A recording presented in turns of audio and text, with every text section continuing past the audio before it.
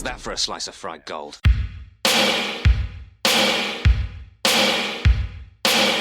think this is a fucking costume? This is a way of life. I'll be back. There's a flesh wound. I'm not gonna hurt you. I'm just gonna bash your brains. Take your sticking paws off me, you damn dirty ape! I'm sorry, Dave. I'm afraid I can't do that. It's alive! It's alive! It's alive! I guess everyone's entitled to one good scare, huh?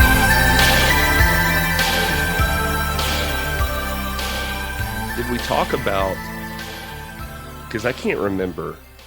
The Matrix? Yeah, did we talk about The Matrix? We did, earlier. Yeah. Is that the one with Keanu Reeves? Yeah. Okay. I feel like this is something we'd have brought up. Did we discuss that the Wachowskis are the nieces of Lawrence Luckinbill? I don't know who that is. He's the guy who plays Sybok in Star Trek V, Spock's brother. Oh, the one who's searching for God. Really?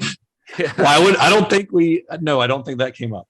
It just feels like something that might have come up that you were all going to be like, you asshole. We brought that up in Matrix Reloaded. No, I mean, we do that to you a lot but it's usually something we brought up earlier in that same episode and you weren't listening. Yeah, that does happen between my old age and drinking and not paying attention. And not That's a great bit of Star Trek trivia, though. Yeah, I just thought that was interesting. I don't remember how I stumbled upon that. I think I was just like looking up Wachowskis trivia and just found that. Interesting. Anyway, there's that. And well, hello, and welcome to Cinema Shock, the podcast that explores the stories behind your favorite cult and genre films. I'm one of your hosts, Gary Horn. I'm Justin Bishop. And I'm one of your other hosts, Mr. Todd A. Davis. Wow, we just forgot. Yeah. I thought you were going to say something more. I'm sorry.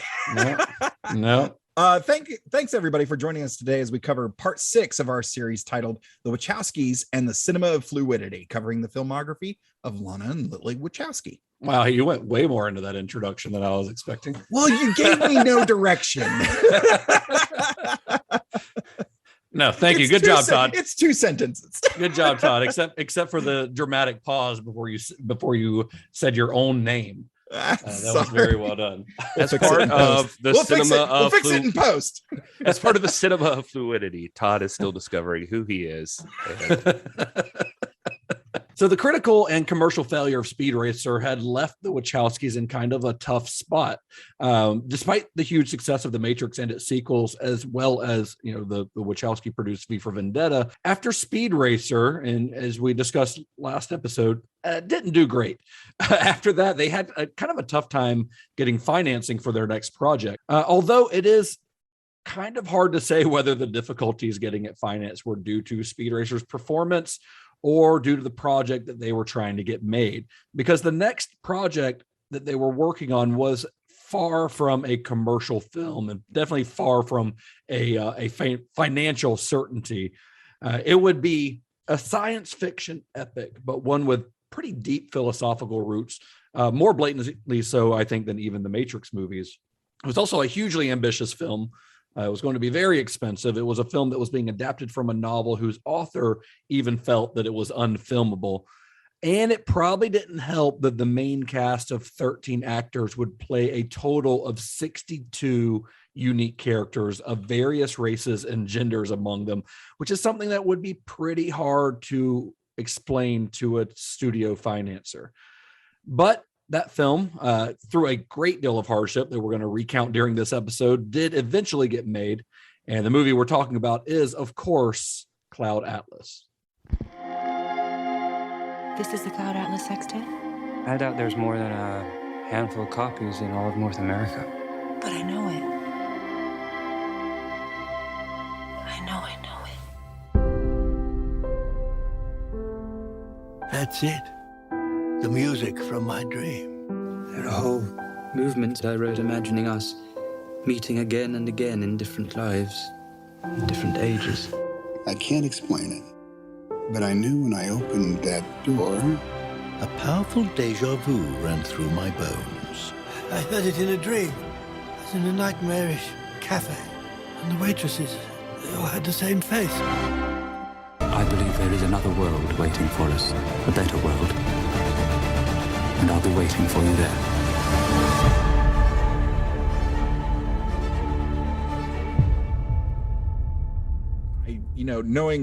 Knowing what their pitch was for The Matrix to Will Smith, I am super curious to hear the elevator pitch on Cloud Atlas, because it just sounds so bonkers. Like, even after having watched it, it's like, how the hell did you pitch this?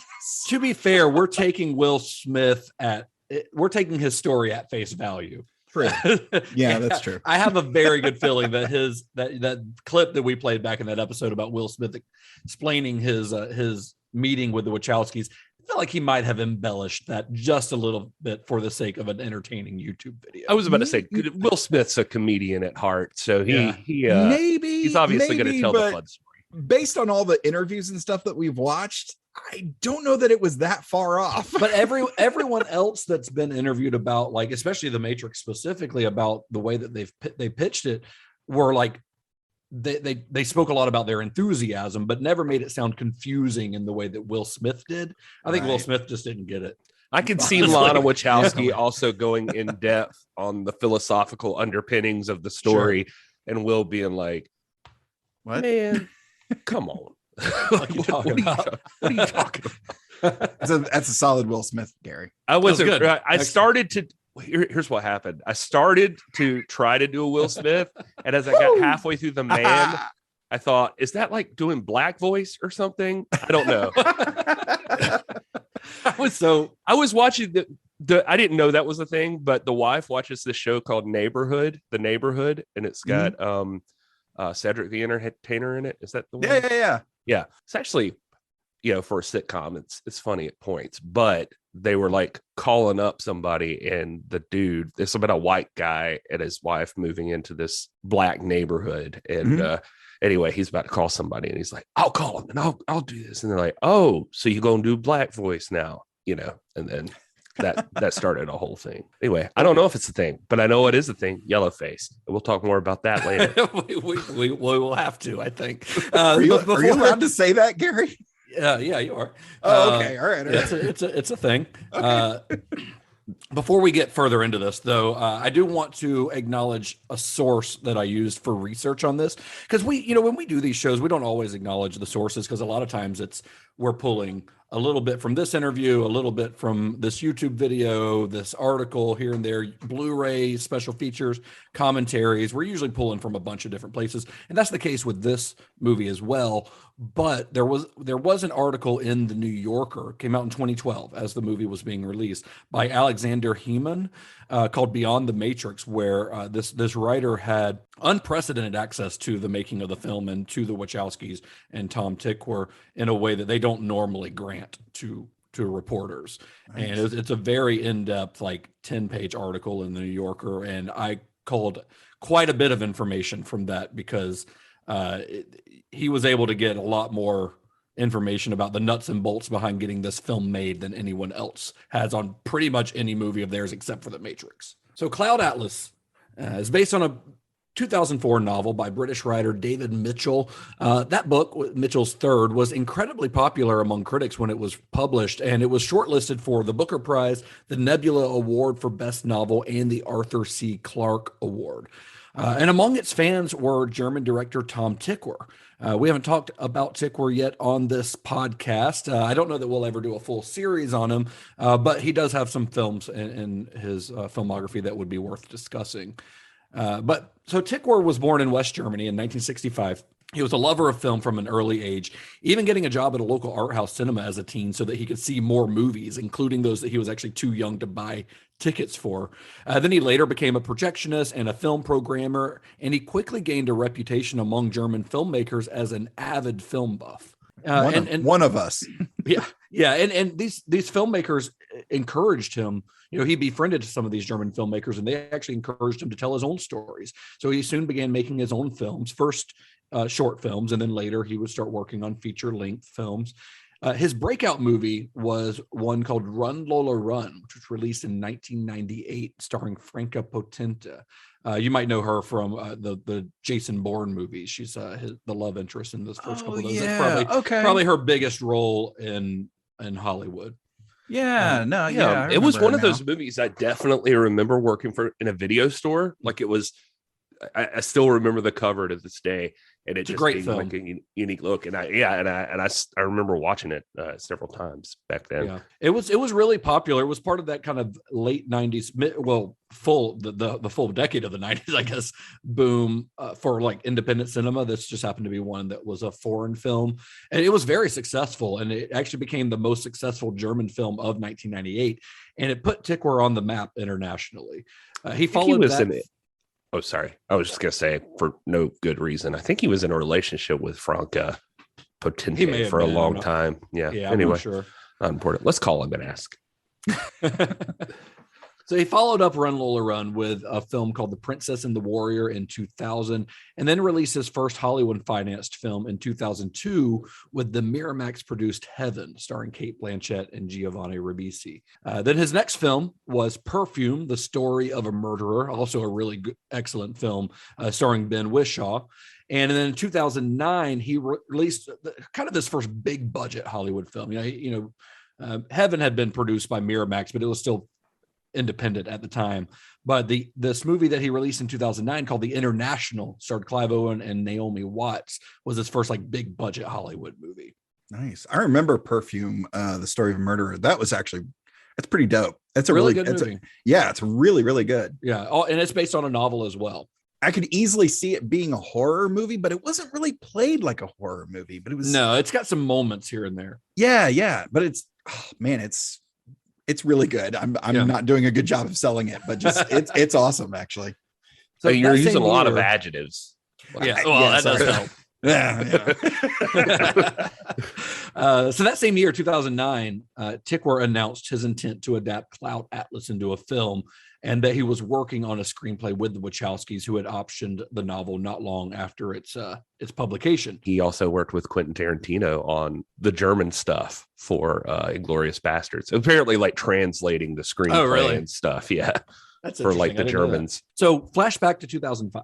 Lana and Lilly Wachowski they're on the set of V for Vendetta shooting some second unit stuff when Lana notices that Natalie Portman is engrossed in a book called Cloud Atlas in between scenes. She just like every time she gets a break, she can't put this book down. And Portman raved about the book, which led Lana to read it, and she loved it, and she shared it with Lily. And soon they were like calling friends, insisting that they read this book. They were kind of obsessed with it. It was one of those where like you like something so much that you want everyone else to experience it and enjoy it as much as you do. And the book it's complex. The book it consists of 6 separate storylines set from the mid 19th century through a far distant post-apocalyptic Earth hundreds of years from now. And each story has its own unique narrator. A lot of it's epistolic. So like it's in the form of, a letter, a journal, the things that we see in the movie, the book is written that way. That's cool. And for the post-apocalyptic segment, set on what do they call it? The Big Island, I believe is what they refer to it as. Mitchell even created his own language, which is a sort of mutation of the English language that really kind of forces the reader to translate as they go along. I thought it was just like Tom Hanks and Halle Berry decided to get tired of talking. That was an invention of the author. And even as he was writing the book, Mitchell thought it's a shame that this is unfilmable because it was structured very interestingly. But the Wachowskis, they loved this book so much that they were determined to defy the idea that this was unfilmable. They think that pretty much every story is filmable, at least in some aspect. And they were immediately kind of profoundly attracted to the idea of turning this novel into a film. I mean, they were drawn to it, the scale of its ideas, its lack of cynicism, and the dramatic possibility of the story's recurring themes of hope. A lot of themes were present in this novel that you see pop up throughout the Wachowskis' filmography. So it makes sense that they were attracted to it in the way that they were. Yeah, it's, looking at it in its base elements, it screams like the Wachowskis. They had also been fans of Run Lola Run. They saw it when it came out in 1998, and they had wanted to work with Tom Tykwer ever since. And Cloud Atlas kind of seemed like the perfect project for collaboration. Just FYI, I've seen some interviews with this guy, and I don't know if it's the German thing, but sometimes it's Tom Tykwer. Tykwer, yeah. Yeah, I have a hard time saying that without feeling like I sound silly. Yeah, you're doing German voice. Yeah.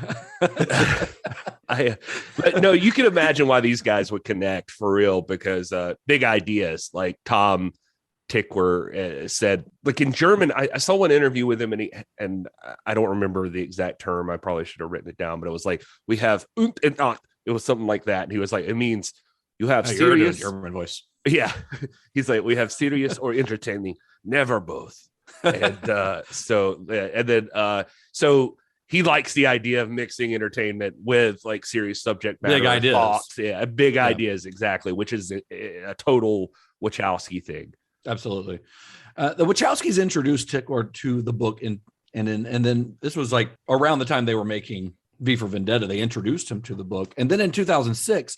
While vacationing in the south of France, he devoured the German translated novel. Like, he actually talks about like his wife getting pissed at him because he would be out on the beach reading it, and every chance he'd get, while they're on vacation in like the south of France and like Cannes or somewhere like there, every time he gets a chance, he's just got his nose stuck in this book because he can't put it down. And then after finishing it, he called Lana and committed to the project right then and there. Like, as soon as he finished, he's like, I'm in. Whatever it takes to get this made, let's do it. Yeah, they describe it as like, they were friends already, but from like meeting and stuff. And Tykwer talks about, you meet a lot of different filmmakers at events and that sort of thing. But something about the Wachowskis, they like immediately connected on, and they actually became friends. And I only stick on this just because he is obviously a big part of their stuff going forward, or they wanted to work together since the first time they met. And then they just never knew what that could possibly be. But then reading this book, they all were just like, oh, this is like a written invitation is what this book is for us. Yeah. So at this point in time, the Wachowskis were preparing V for Vendetta for release and were deep into the development of Speed Racer. Tykwer was simultaneously working on the International, so they couldn't work together at the time. They had to wait for a couple of years to begin work on Cloud Atlas. But finally, in February of 2009, Tykwer and the Wachowskis met up in Costa Rica. They rented a house to kind of bunker down and try to work on the script. At the same time, they start working on this, and they acknowledge that it might be impossible to adapt this book, and also acknowledge that they might not be able to work together. Because remember, at this point, the Wachowskis had written all of their scripts themselves.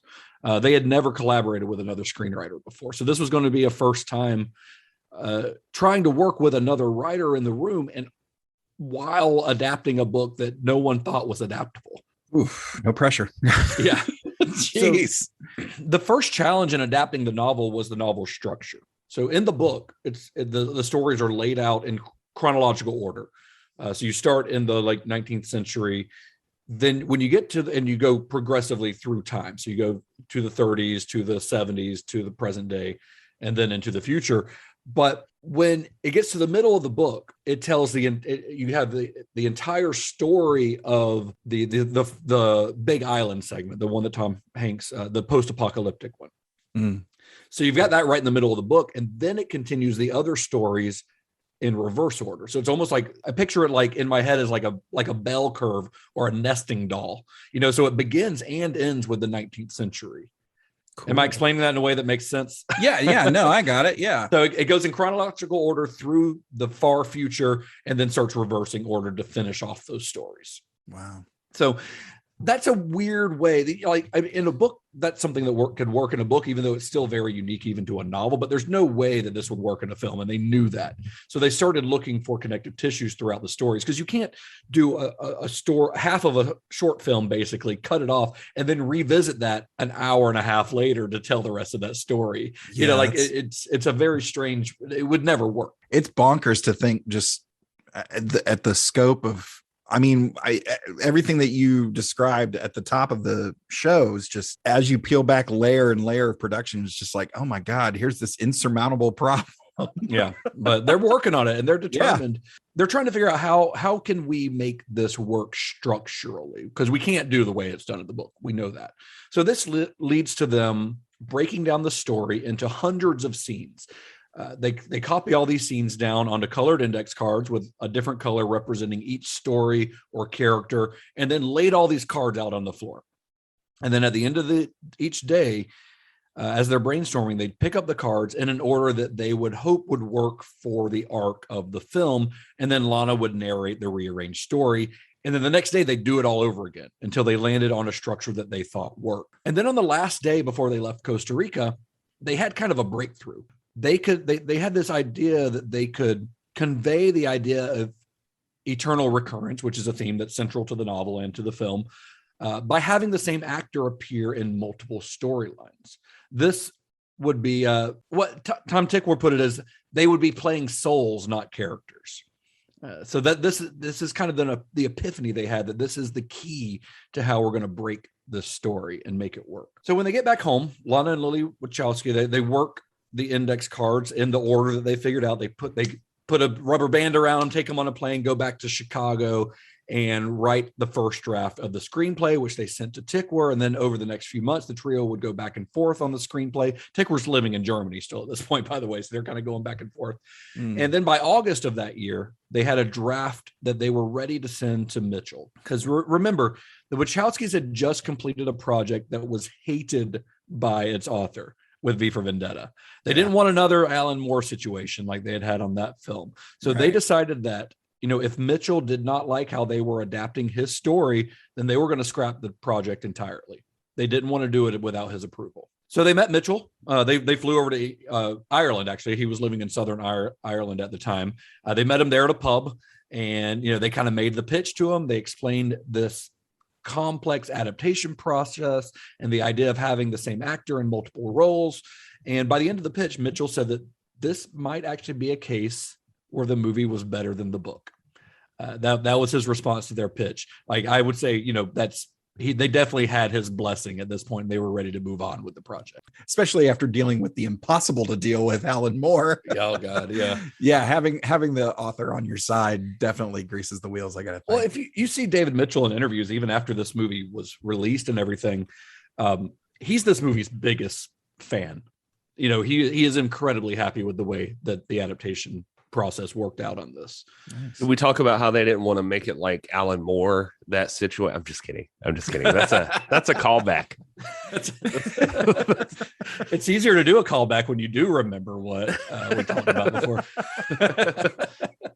So before we get any further into the making of Cloud Atlas, we do, I think, need to address some of the personal stuff going on in the Wachowskis' lives at this point, because I think it is a vital part of their story, both as people and as filmmakers. As we've alluded to in past episodes on this series, during the production of the Matrix sequels in Australia, Lana, who was still identifying as Larry Wachowski, was suffering from severe depression due to a recent separation from her wife, which I think Gary went into a little detail on that on one of the Matrix sequels, I think, and from her struggles with her gender identity.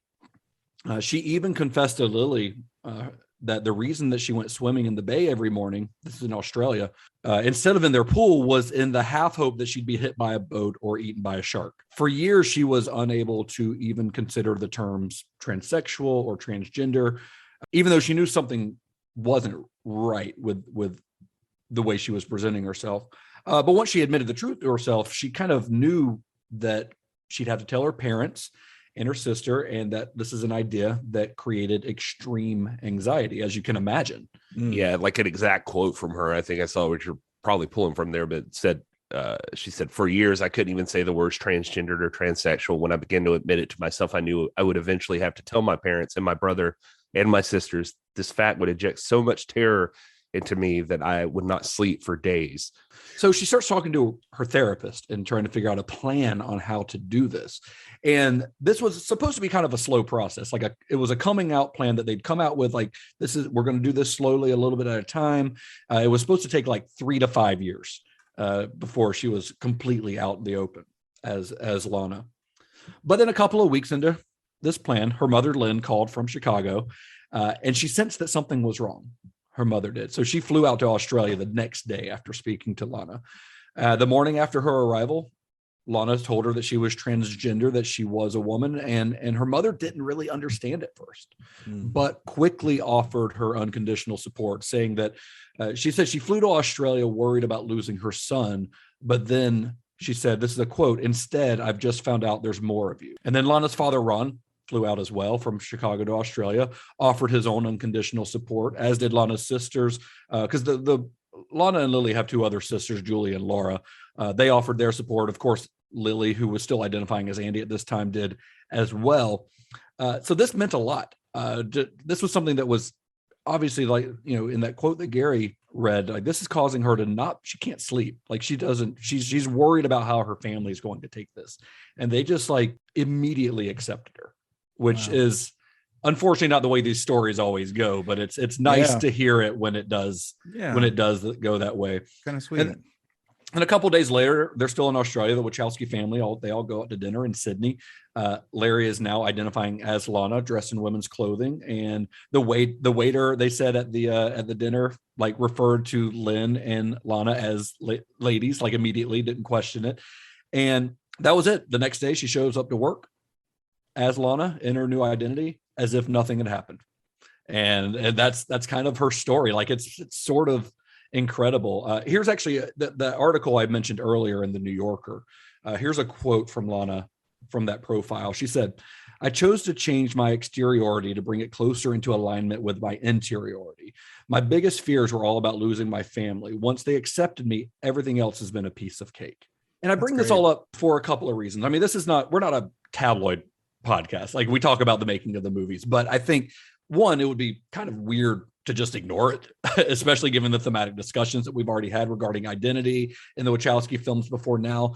But also, Cloud Atlas would end up being the first film in which Lana Wachowski is credited under that name.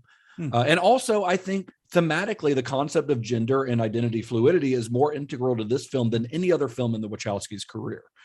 So I think it would be very strange if we just didn't mention it at all. Yeah. I mean, you know, knowing how much the backgrounds of some of the folks that we've talked about, you know, prior to this series, how much that background or raising or education influenced their filmography. I mean, I think that's the case in any art. I think that the artists, a good artist is always pulling from personal experiences, even if they're not making something autobiographical. I mean, we talked about that during Paul Verhoeven, his youth growing up, you know, in war-torn Amsterdam. And that's even though, I mean, he did make war movies, but that stuff comes up in RoboCop. Starship Troopers, which is a war movie, you know, not a traditional one, but, you know, that his experiences informed his art. And I think most of the best artists, I think, are pulling from some sort of personal experience, even if it's just an internal thing. Yeah, absolutely. Yeah. And I think, I mean, during this time, this was a thing that was being talked about a lot with the Wachowskis, because Lana was the first, I mean, mainstream director or somebody, you know, like, this was not as known as it even is now.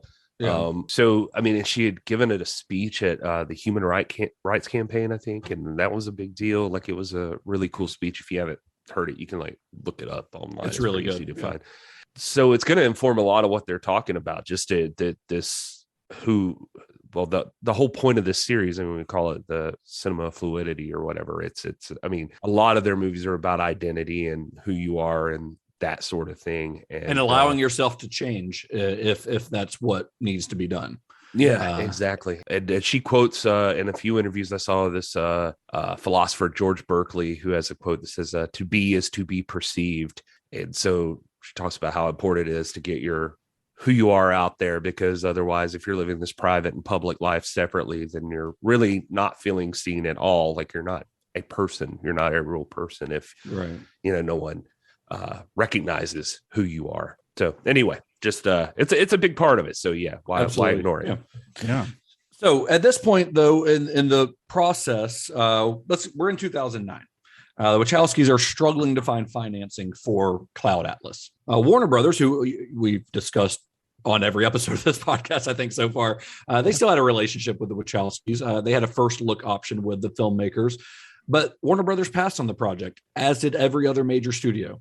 Cloud Atlas was just considered too challenging, too complex. Now, the Wachowskis, of course, reminded Warner Brothers that The Matrix had also been seen as too challenging and too complex. It took several years for any studio to greenlight that. And when they did, they made that studio, Warner Brothers, a great deal of money. It's a good argument. It's a really good argument. But the studio insisted that they're like, we can't do it this time. The best that we could do is we'll keep open the possibility of purchasing the North American distribution rights, the payment of which would cover a portion of the film's budget, but there was no way they were going to finance the whole thing. You got to think they were looking. Yeah, you're absolutely right. However, your last two. Yeah. Well, yeah. Much. I mean, yeah, but the Matrix that has to be still, the thought process of whatever Sure, executive they sat in front of. Well, I mean, the Matrix 2 and 3 still made a lot of money, but Speed Racer, on the other hand, would definitely be a weapon that the Warner Brothers could probably use. As like let's maybe not do something this ambitious right now. Right. So ever since that brainstorming session, that writing session back in Costa Rica, the Wachowskis and Tom Tykwer had seen the script's dramatic trajectory as the evolution from the sinister Dr. Goose, that's the character that Tom Hanks plays, that's like poisoning his friend in that 19th century story, to the decency of Zachary, with both characters embodying what they call the kind of quintessential everyman. So who better to cast as the quintessential everyman than the ultimate everyman, Mr. Tom Hanks? That was their thought. So they are like, who the hell else can we get to do this? Nobody. Like, he's America's dad. Let's get Tom Hanks. So they send Tom Hanks the script. He agrees to meet with them, and Hanks loved the script, but he could also see immediately that this was a risk from a business aspect. He's like, this is brilliant, but it puts huge challenges on the audience. And we're talking about Americans here too, but Tom Hanks Tykwer was a huge fan. Said a lot of Germans are huge fans of Tom Hanks. I had a quote from him. He says, "You can imagine how hugely debated Saving Private Ryan was in Germany." Yeah. He's like, and I think the only reason people were able to get into it was because Tom Hanks. In Europe, people have even forgotten that Forrest Gump was an American. Wow. Yeah. Gosh, I didn't even think about that. That's crazy. So when the filmmakers met with Hanks, he was in the middle of reading Moby Dick, which became kind of a point of conversation, while they're talking with him.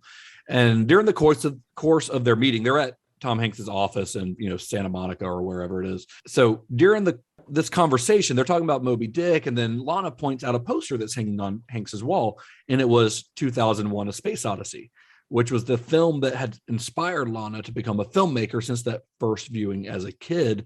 I think Gary mentioned this in a previous episode about that first mind-blowing experience, not really understanding 2001, but wanting to see it over and over and figure out how did this get made? How I didn't know movies could be an experience like this. That's the movie that made her want to be a filmmaker. So it seems kind of serendipitous. He's reading Moby Dick, which was a big inspiration for the 19th century section of the Cloud Atlas novel. And he's got a 2001 Space Odyssey poster. So she says to Hank, she's like, Moby Dick and this, pointing at the poster, this is what we want to do. And that was it for Tom Hanks. That's all it took. He was in. He knew, he could see where they were coming from and what they were trying to do. And looking back on the meeting in that 2012 profile from the New Yorker, he said that Tom Hanks said that he was especially impressed with the Wachowskis being unashamed to say, we make art.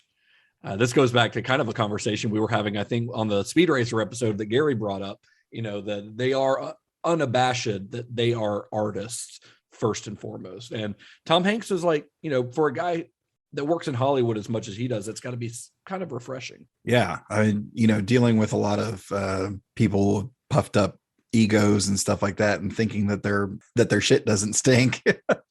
Yeah. Someone just, hey, look, we do this, we make art. It's sometimes weird. Not everybody gets it, but this is what we do. And we've had some success, and yeah, this is it. And to be honest, that's a great pitch of we start with Moby Dick, we end at 2001: A Space Odyssey. It really is fantastic pitch. It really is. Yeah.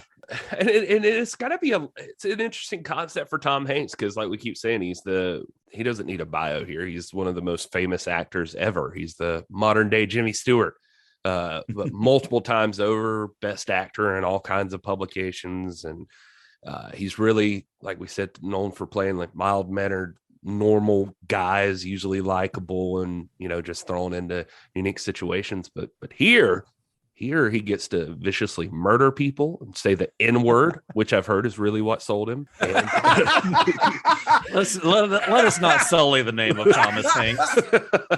No, I did see an interview with him where the rumor like, starts here, gentlemen. You know what? I've heard that about Tom Hanks.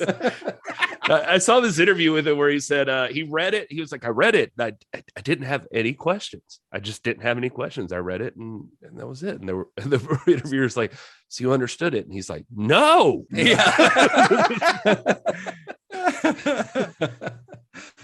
So just before this meeting, like literally while they're in the car on the way to Tom Hanks's office, the Wachowskis receive a phone call from their agent telling them that Warner Brothers had decided we're going to hold off on that distribution deal that we were considering. They'd run some projections, which are never, a filmmaker's best friend.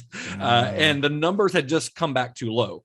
And the template that had been used for these projections, according to the Wachowskis, had been The Fountain, Darren Aronofsky's 2006 film that also had multiple storylines, set in multiple eras, using the same actors. So they see all these things as like, this is kind of like Cloud Atlas. And The Fountain, of course, had received a mixed response from critics and had lost $20 million for the studio. So it wasn't faring well for the Wachowskis project at this point. But once Tom Hanks was on board, so they find this out on the way to the meeting. They get the meeting, they get Tom Hanks on. Tom Hanks is in. That's a big deal. Anytime you can get an actor, especially of Tom Hanks's caliber, on board, it's always a kind of a sign of good faith for the studio. Oh, yeah. So they use that as a motivator to try to get Warner Brothers back on board. And they insisted that like a film as complex as Cloud Atlas had no precedent. Therefore, no template would fit it. Like you can try to compare it to The Fountain all you want, but this is a different film and a different story. And they presented the story to Warner Brothers as, this is a quote from them, a tale of redemption of the continuity of essential human goodness, where individual acts of kindness have unseen repercussions. They pared down this pitch to one simple idea. Here's your elevator pitch, Todd. This is what how they're selling this to Warner Brothers.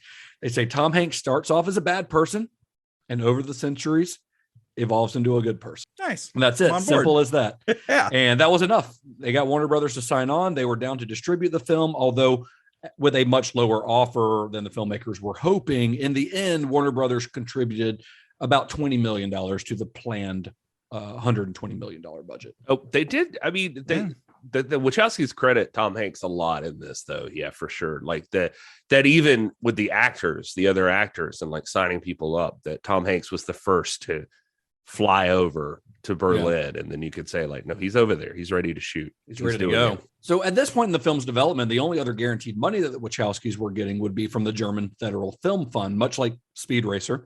They had planned on taking advantage of this by filming a big portion of Cloud Atlas in Germany. Remember, they started working in Germany originally on V for Vendetta and in Babelsberg, which is where they filmed a good bit of Cloud Atlas as well. And eventually they started selling equity in the project to a variety of international investors, including four in Asia, totaling about $35 million. And this is, for a movie like this is kind of a dangerous situation. Because what happens is investors would sign on, drop out. Some investors would see that another investor had dropped out. They saw that as a bad sign that they would drop out. They're treating it like the stock market, basically, is what they're doing. And this is an endless cycle that was frustrating to the filmmakers, who several times actually had to decide if the project was worth continuing at all. And it eventually led to the budget being pared down to closer to about $100 million. But even at that price, it still made Cloud Atlas one of the most expensive independently financed movies of all time. Wow. And as they're trying to decide if they're going to do this, they said they kept going back to the script, and they would reread the script and they would just get fired up again. Like, we've got to make this movie. And the Wachowskis even deferred their own directing fees and invested some of their own personal money into the project. Like, this is a passion project for them, and they're determined to see it through to the end. Yeah, like that. You gotta if you don't believe in yourself, nobody's going to. I mean, it's kind of nice that they were able to use their own work, their own adapted work, but like their own work to keep them motivated. And, I mean, the Wachowskis that's a lot of that's a pain in the ass to hear everybody dropping out. It is, yeah. And I mean, the Wachowskis were doing very well. Financially at this point, because they're making royalties off the Matrix and the video games and all the other stuff that says the Matrix on it. Like anything that says the Matrix, they're making money off of. So they're doing very well, and they've got the money to invest, but that's still a huge personal investment. So at various stages during the film's development, actors such as Natalie Portman, James McAvoy, and Ian McKellen had been asked to join the cast, but none of them ended up signing for one reason or another, scheduling, et cetera, all the millions of reasons that actors don't sign on to any given project. But one of the other actors who was on Tykwer's list, his wish list for someone to be in the film, was Halle Berry. She became the next actor to join following Tom Hanks. And she says, by the way, that she was only petitioned with 2 roles. But yeah, anyway, I think that happened a few times. And then they're like, "No, you're also going to play this one and this one. Hey, do you want to play like an Indian man? Yeah, let's go for it." I'm sure this helped it along too, though, because Halle Berry's another one of those actors that you don't need a bio on. Right. Everybody knows who Halle Berry is. Yeah. And then the cast started being rounded out after Halle Berry joined. You've got, Wachowski regular Hugo Weaving. We've got Susan Sarandon, who of course had been in Speed Racer. Ben Whishaw, who had not worked with the Wachowskis yet, but had been in Perfume, Story of a Murderer for Tykwer. Jim Sturgis, Keith David, James D'Arcy, Jim Broadbent, Korean star Doona Bae, who is my favorite part of this movie and of their follow-up Sense8. I think she's a badass. She's incredible. And then Hugh Grant ended up joining like a few days before shooting began onto this, which is crazy for such an ambitious project, where he signs on for 5 roles and then they end up giving him a 6th role. The old man, I can't remember his name, but it's Jim Broadbent's brother who puts him in the home. Right. That was like the one that they tacked on at the end for him. And he like Hugh Grant's like, yeah, of course. Like, you want me to just play villains in every one of these? This sounds great. Hugh Grant doesn't get to play villains very often. Right. The only other villain role, in fact, I can think of Hugh Grant in is in Paddington 2. He said part of him getting the movie was really just a matter of like his agent is going through stuff and like he's on the phone with his agent and his agent's just like reading like, and you got this offer and this offer and this. Ooh, here's a weird one. And reads it to him. He's like, oh, that one. Oh yeah, he's like, oh wait, you guys want me to play the chief of a cannibal tribe where I get to like slit throats and cut scalps? He's like, there wasn't a whole lot of that in Sense and Sensibility, so let's roll with that. But the cast is incredible, and definitely one of the first things that I think stands out about this movie, even if you haven't seen it, because I hadn't, but I know that it's one of those movies I had not seen, but I know like Halle Berry and Tom Hanks, and there's all these other faces I recognize, and I'm like, why did I never see that? Why did I never hear more about that? Because you got guys like Broadbent, who's one of those guys you've seen him in like 100 different places. Oh yeah, like he's Moulin wonderful. Rouge, Gangs of New York, Harry Potter. He's I think at this time he'd won an Oscar already for playing John Bailey and Iris. He's just all over the place, so you recognize him immediately. Hugo Weaving was on fire during this period. A fire that the Wachowskis helped start, so he went back to them to help put it out. He'd obviously done The Matrix and V. He did fine. He did Red Skull after this, so his career. No, Red Skull was before this, right? Oh, is it? Yeah. What year was Red that? Skull was right before this. It's pretty close. They were probably filmed around the same time or back to back, I would guess. Yeah, when's Captain America the First Avenger? I love the 2011 is when it came out. Oh, so it was after this. No, was this not 2012? Oh, this was 2012. Yeah. Right. So I mean, and between after V, he went on to do like Elrond and Lord of the Rings, right? Like Lord of the Rings was in 2001. Oh yeah, so he'd been voicing Megatron, I guess, and then what, Megatron's on Lord of the Rings? What do you? Oh no, I'm sorry, I did. And then he voiced Megatron. Is what I was going to say. That's the movie I want to see. Megatron would have fucked up the Shire. Don't tell me you wouldn't. Transformers in Middle Earth. If Can we have our money now? If Sauron had access to Megatron, there would have been no issues. But yeah, and also the Red Skull, like you mentioned. You mentioned Baydana and or Baydana. I mean, the only thing I would have known her from is like The Host. I remember she's in The Host. And, and that's great a movie, Korean monster movie. Yeah, awesome movie. She's also in like that's Sympathy Bong for- Joon-ho who won the Oscar last year for Parasite. That's one of his earlier movies. Yeah, she's also in Sympathy for Mr. Vengeance. I saw. Yes, she is. Yeah, which is another awesome movie, incredible movie. I like her a lot. I would like to see her with more big Hollywood roles. Honestly, she's my jam, and so is Keith David, who's got that deep Orson Welles voice. Who's just a badass. Another one of those guys you've seen in a million different things. And They Live, of course. Yeah. He plays a million different roles in this. He gets to go from like Shaft to like a slave to, like whatever, to some weird Star Trek villain or something. Or and the Prescient, I think is what they're called. The Prescients. Yeah. And that Jim Sturgis, well, I guess Ben Wishaw's in there too. He was in Paddington himself. Yeah, Paddington. We mentioned that off air, but he was in before this, like Across the Universe. Yeah, that's Jim Sturgis, not Ben Whishaw. Oh, that's Jim Sturgis. Yeah, yeah. Sorry. Jim Sturgis is in Across the Universe. Ben Wishaw's in Perfume. Yeah, you mentioned that. And Layer Cake. I remember Layer Cake, which was, but Perfume. Yeah, the Tom Tykwer. But I think he beat out like Orlando Bloom and Leo for that role with him. Oh wow. And so he was working on his career. But Jim Sturgis, Across the Universe, he was Jude. He was having a bit of a moment, but don't tell me they didn't want Keanu. Or at least weirdly, he looked like Keanu. Yeah, what was Keanu doing at this time? 2012. 2012. What was Keanu doing in 2012? I'm looking it up. I saw pictures of him at the premiere, so he was around. He wasn't dead. Yeah, he was. But he might have been busy. 2012, Keanu was doing Man of Tai Chi, so he was working on his own direct. That came in 2013. That's so dope. I bet he was like, I bet he was working on pre-production on that. So that would be my guess.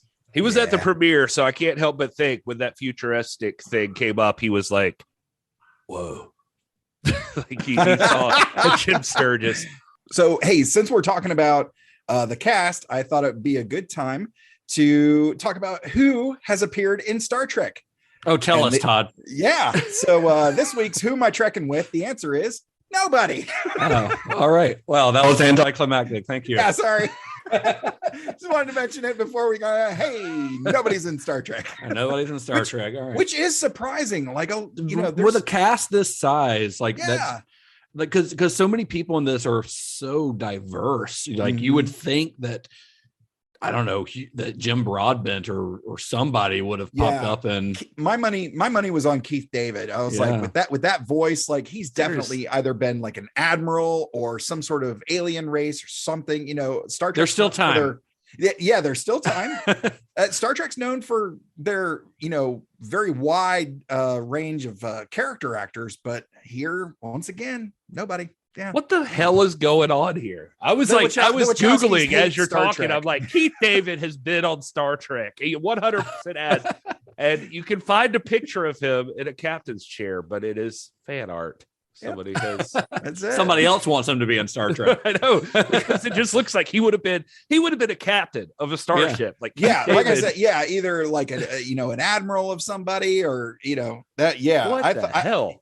Yeah. I was like, okay, I know most of these folks probably haven't, but like I said, my money was on Keith David. And I lost. You lost that bet. I lost it. Yeah, sorry. So the Wachowskis and Tykwer had planned a pretty unique partnership in directing the film. Lana and Lilly would direct the 19th century story and then the two stories that are set in the future, while Tykwer took on the story set in the 30s, the 70s, and in the present. The plan was that they would work with two completely separate crews, filming often at the same time, but collaborate closely. This has got to be one of the only movies like this, right? Where there's like it's three crazy. Directors that it's something you see more of like a TV show, but like three directors on a movie that's not an anthology of some sort. of this scale. Yeah, definitely. So in addition to filming in Germany, other shooting locations for Cloud Atlas included Edinburgh and Glasgow, Scotland, 6 weeks in Mallorca, Spain, where much of the Big Island and Pacific Island sequences were filmed. And the filming, much like the development, was often very difficult. A mere 2 days before filming was to begin, Halle Berry broke her foot, which is bad for a character who has to run a lot in at least 2 of the sequences. So the original plan was to shoot the film in chronological order, like by era that it's set in. But Barry's injury caused the entire filming schedule to have to be rethought. The only other option was to replace Barry at the last minute, which neither the Wachowskis nor Tykwer wanted to do. If anybody's wondering, the reason she broke her foot was from kicking Tom Hanks in the dick because he didn't do any peeing scenes in this movie, which he's famous for. No, I actually looked it up, and it was because she was on an off day of shooting. She was chasing her daughter around and tripped on a rock and broke her foot. That's a bummer. As oft wants to happen. Well, you can say that again. Yep. You could try. Today's fumbling has been brought to you by KBS, the highly acclaimed flavored stout. Messing up podcasters since I've started drinking. So according to Barry, this new schedule involved, this is a quote from her. She says, it involved traveling back and forth to Mallorca and then to Germany. And then we had to go back to Mallorca when my foot got a little better.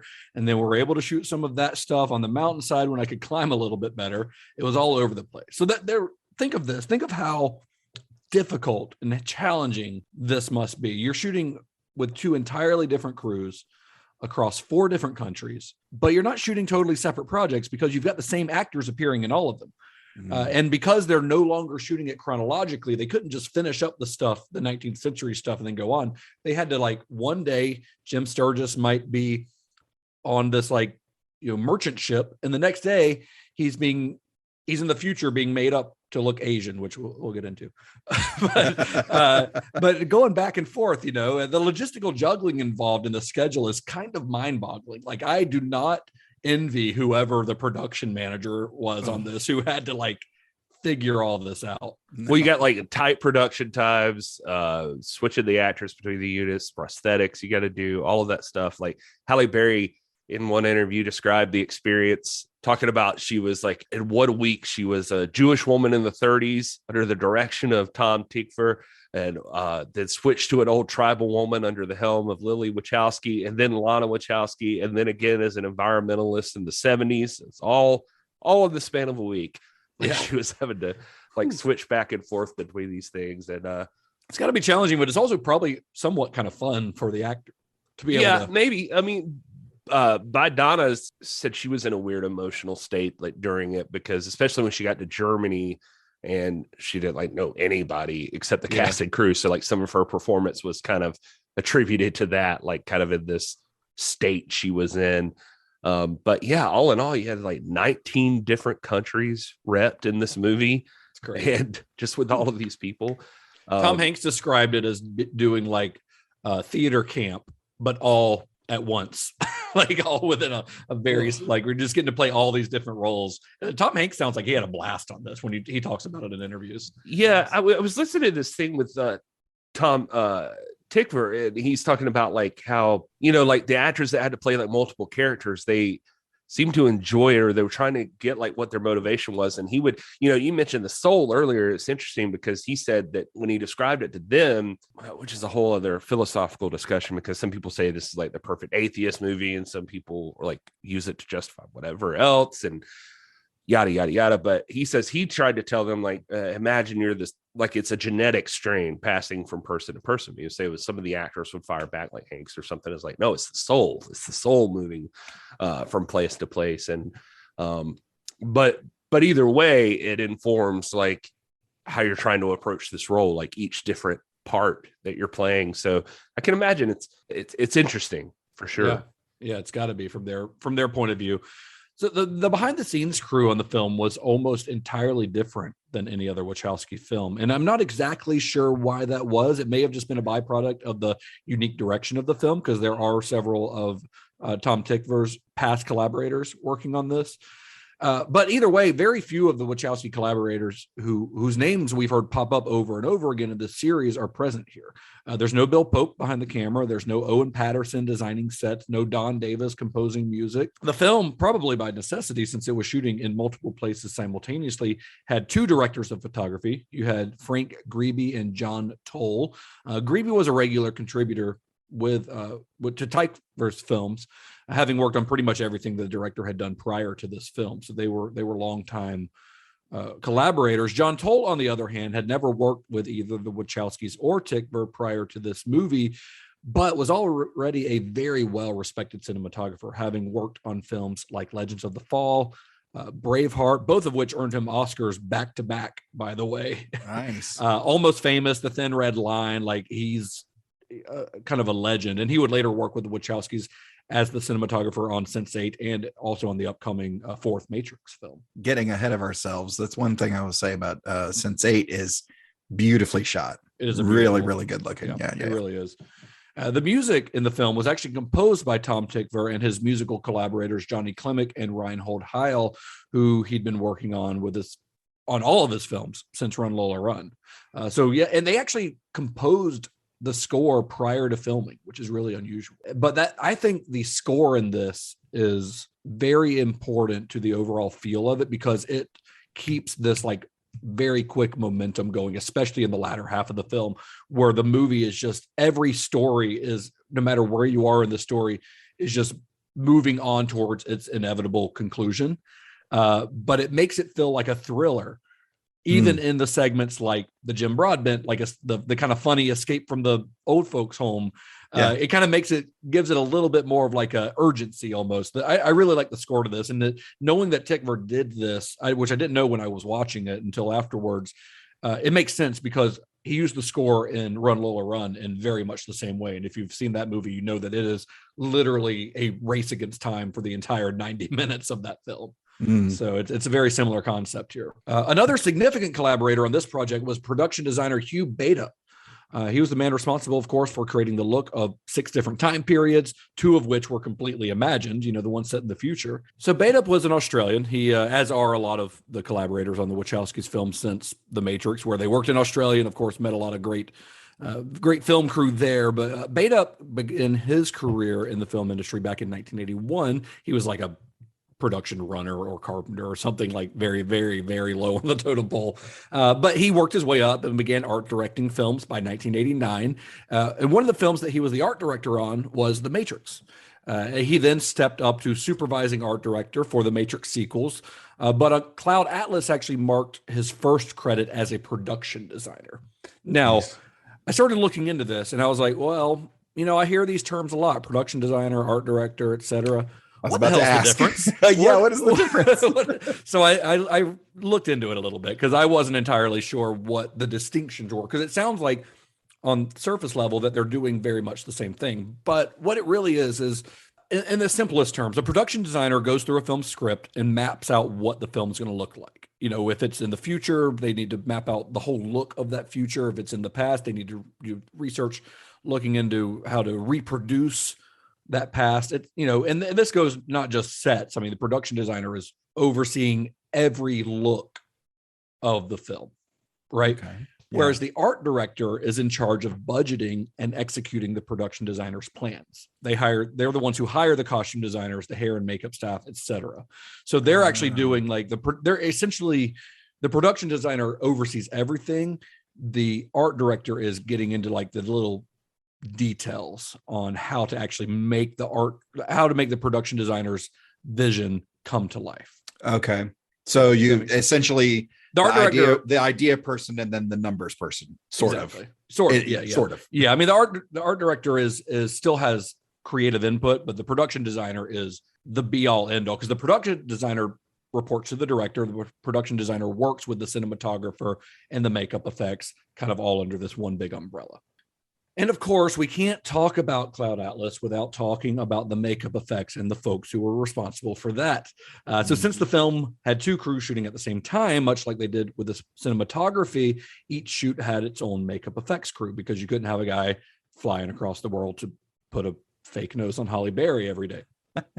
So for their sequences, the Wachowskis brought on Jeremy Woodhead, who'd first worked with the filmmakers on V for Vendetta and had contributed hair and makeup designs to all of their films since, including going forward after this.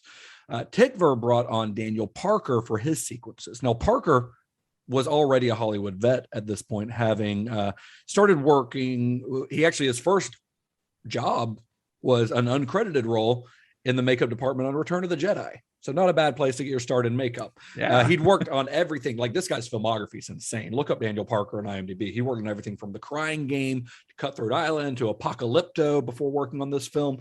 Wow. But of note to fans of the Cinema Shock podcast, he also worked in the prosthetics department on Toby Hooper's Life Force. Oh, nice. Little connection there. Cool. Now, one other person you may have noticed we haven't mentioned here, Joel Silver. This is the first time they have not had Joel Silver as a producer on this, and I don't know why. The Wachowskis' biggest cheerleader. Exactly, and I don't know why, but all I can guess, my educated guess, is that because this film was not a Warner Brothers production, I mean, they contributed to it, but I think Silver Pictures had a deal with Warner Brothers, which is why he was able to work on all the other films prior to this. But because Warner Brothers was not the primary, producer of Cloud Atlas, I think that just Joel Silver didn't come along with it. You know what I mean? Does that make sense? Yeah. So that's all I can guess. So the executive producer on this was a guy named Grant Hill, who had actually been working with the Wachowskis as a producer since the Matrix Reloaded. Grant Hill worked with them. He was like the production manager and was credited as an executive producer on the 2 Matrix sequels. And he actually produces everything for the Wachowskis from the Matrix Reloaded on. Wow. Including the upcoming Matrix 4. I don't think he worked on Sense8, but as far as their theatrical releases, both Matrix sequels, V for Vendetta, Speed Racer, this, Jupiter Ascending, Matrix 4, he's a producer on all of those. Nice. Hey, while we're another Australian, I should note, by the way. Yeah. Well, let's throw another shrimp on the barbie. That's what he says when it's time to start. Every time he enters a room. Right. when it's time to start production on a new film, that's how he phrases it. Actually, that's not a film. Right. This is a film. Lights and sound, and throw another shrimp on the Barbie. Yeah. Nice. Quick question about we mentioned the makeup and the prosthetics and all that. I know and we briefly mentioned it. And maybe you're getting to this, maybe you're coming up to this. I know we're kind of getting to the end of our show here, but are we? No, Don, this episode is going to be as long as the film. Just fair warning. Fair enough. I've got the day, guys. I can do it. So it's in the film that a lot of the actors are playing are made up to be different races, genders, etc. Yes, races and genders and things. Did that cause any controversy? Because I know who is this guy? Like, we haven't just been talking about Yellowface and how we're going to have to talk about this eventually. Yes, it did. I just wondered if that affected the production. I don't think it. Did you think that was just what I called Asian people? Anyway, that was a joke. Okay. Yeah. No, that's what I don't. Yes, man, I think we should do that after reviews. So just FYI. Yeah. So to answer your question though, did it affect the production while the film was being made? No, I don't think so. And now I know that Jim Sturgis in some interviews said that he did question it when he signed on to the project, but that the reasoning behind why they were doing what they were doing worked for him. Now, after the film was released, yes, there was some controversy, and I'm sure we'll get into that later on in the show. Okay. That's all. Thank you, Don. So the film Cloud Atlas made its debut at the 2012 Toronto International Film Festival, where it received a 10-minute standing ovation. But not a good percentage considering the length, I would say. Do you think the standing ovation should equal the length of the film? There should, yeah. You just stand all through there. At a film festival, they're showing a movie after this, so basically you're standing and clapping through the entirety of the next film. Right. Okay. That Just makes wanted to make sure. So that didn't, it was a hit at the film festival. But festival goers are not Joe Schmo moviegoer. You know what I mean? So that didn't exactly translate into big business once the film was distributed to those general audiences. When the film was released in October of 2012, it opened at only $9.6 million, coming in number 2 at the box office, but ultimately grossed only $27 million in the US and a total of $130 million worldwide. This is a movie that cost, depending on who you ask, anywhere from $100 to $140 million when all was said and done. So not exactly a financial success, and critical reaction was polarizing. Many reviewers did praise it. A lot of people loved this film when it came out, and they called it one of the best films of the year. While others admired the film's ambition, but felt that it ultimately failed in its execution. This movie is one of those few, and that like it split. I mean, it's at like barely 60% on Rotten Tomatoes, I think, or was at the time, but it almost split critics right down the middle. It was on best of the year lists, and it was on worst of the year lists. I was going to say, I know in Time Magazine, they had it as like worst movie of 2012. Right. Yes. There was a huge discrepancy in critical reaction on this, which is interesting. I mean, but I honestly, like, we'll get into our own thoughts on this, but I think I'd rather a movie create some sort of big reaction one way or the other and polarize people than a movie that's internationally like just totally praised the world over. You know what I mean? Like, they say that in wrestling too. If I normally Todd gets these, but I could jump in with her. No, like if you get heavily cheered or heavily booed, that's better than the audience being silent. Yeah. So, I mean, it makes me think of, we mentioned Darren Aronofsky's The Fountain earlier, but Darren Aronofsky's Mother was one of those movies for a more recent one that like split people down the middle. And the movie titled Mother. Yeah, I don't know anything about his actual mother. She gets booed everywhere she goes. She's a lovely woman, but not everybody likes her. But that movie, and I personally have a tendency, a lot of times I've noticed about myself that those movies that are like heavily polarizing, I tend to kind of like them because I like how abrasive they can sometimes be and how challenging they can sometimes be. You just appreciate the reaction. Again, like wrestling, you just appreciate the heels. Like I appreciate a filmmaker taking chances. Yeah, it's what it is. And even when it's a miss, I like if it's a big swing, I admire that. But before we get into our own thoughts, Gary, let's get into the thoughts of the internet, shall we?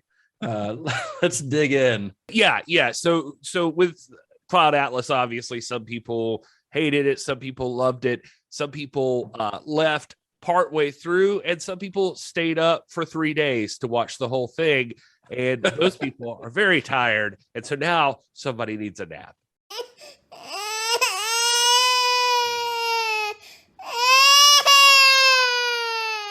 Let's see. Let's start with Nicholas. 1 star. This movie is so far from what the trailer and description portrayed. It included cult sexual behavior for the future story, and I was so uncomfortable I had to turn it off immediately. There are women out there who were so traumatized mentally and emotionally from cult abuse and brainwashing. I would never spend money on this movie had I known what it contained. Why do people find such dark subject matters entertaining? Is there not enough warped and whack trash in the world already? I'll be sticking to movies that are interesting without the human rights abuses and constant nasty characters. So I don't know what that guy was fucking talking about. What is he? What cult is he talking about? I just had to use that one because I was just curious what you guys thought about that. Maybe if he had watched the film, he would have known that there was no cult in this movie at all. No, there's some despicable characters in it, but there aren't any cults. Yeah, weird. Brian says 1 star. This movie's so bad. 3 hours of Jar Jar Binks. I would get my money back if I could. I couldn't find a single thing about this movie I thought had entertainment value. I only sat through the entire movie because I spent money to buy it on advice of a friend. He is no longer my friend. Oh, jeez. I think there would have been cults, but that was part of them not getting the full 120 million. It was yeah, that's it. Like, we're gonna have to cut the cult, guys. Cut the cults out. It was originally 7 stories. This other person calls it an aggravating, unrewarding experience. Watching this movie to the end is a Herculean endeavor.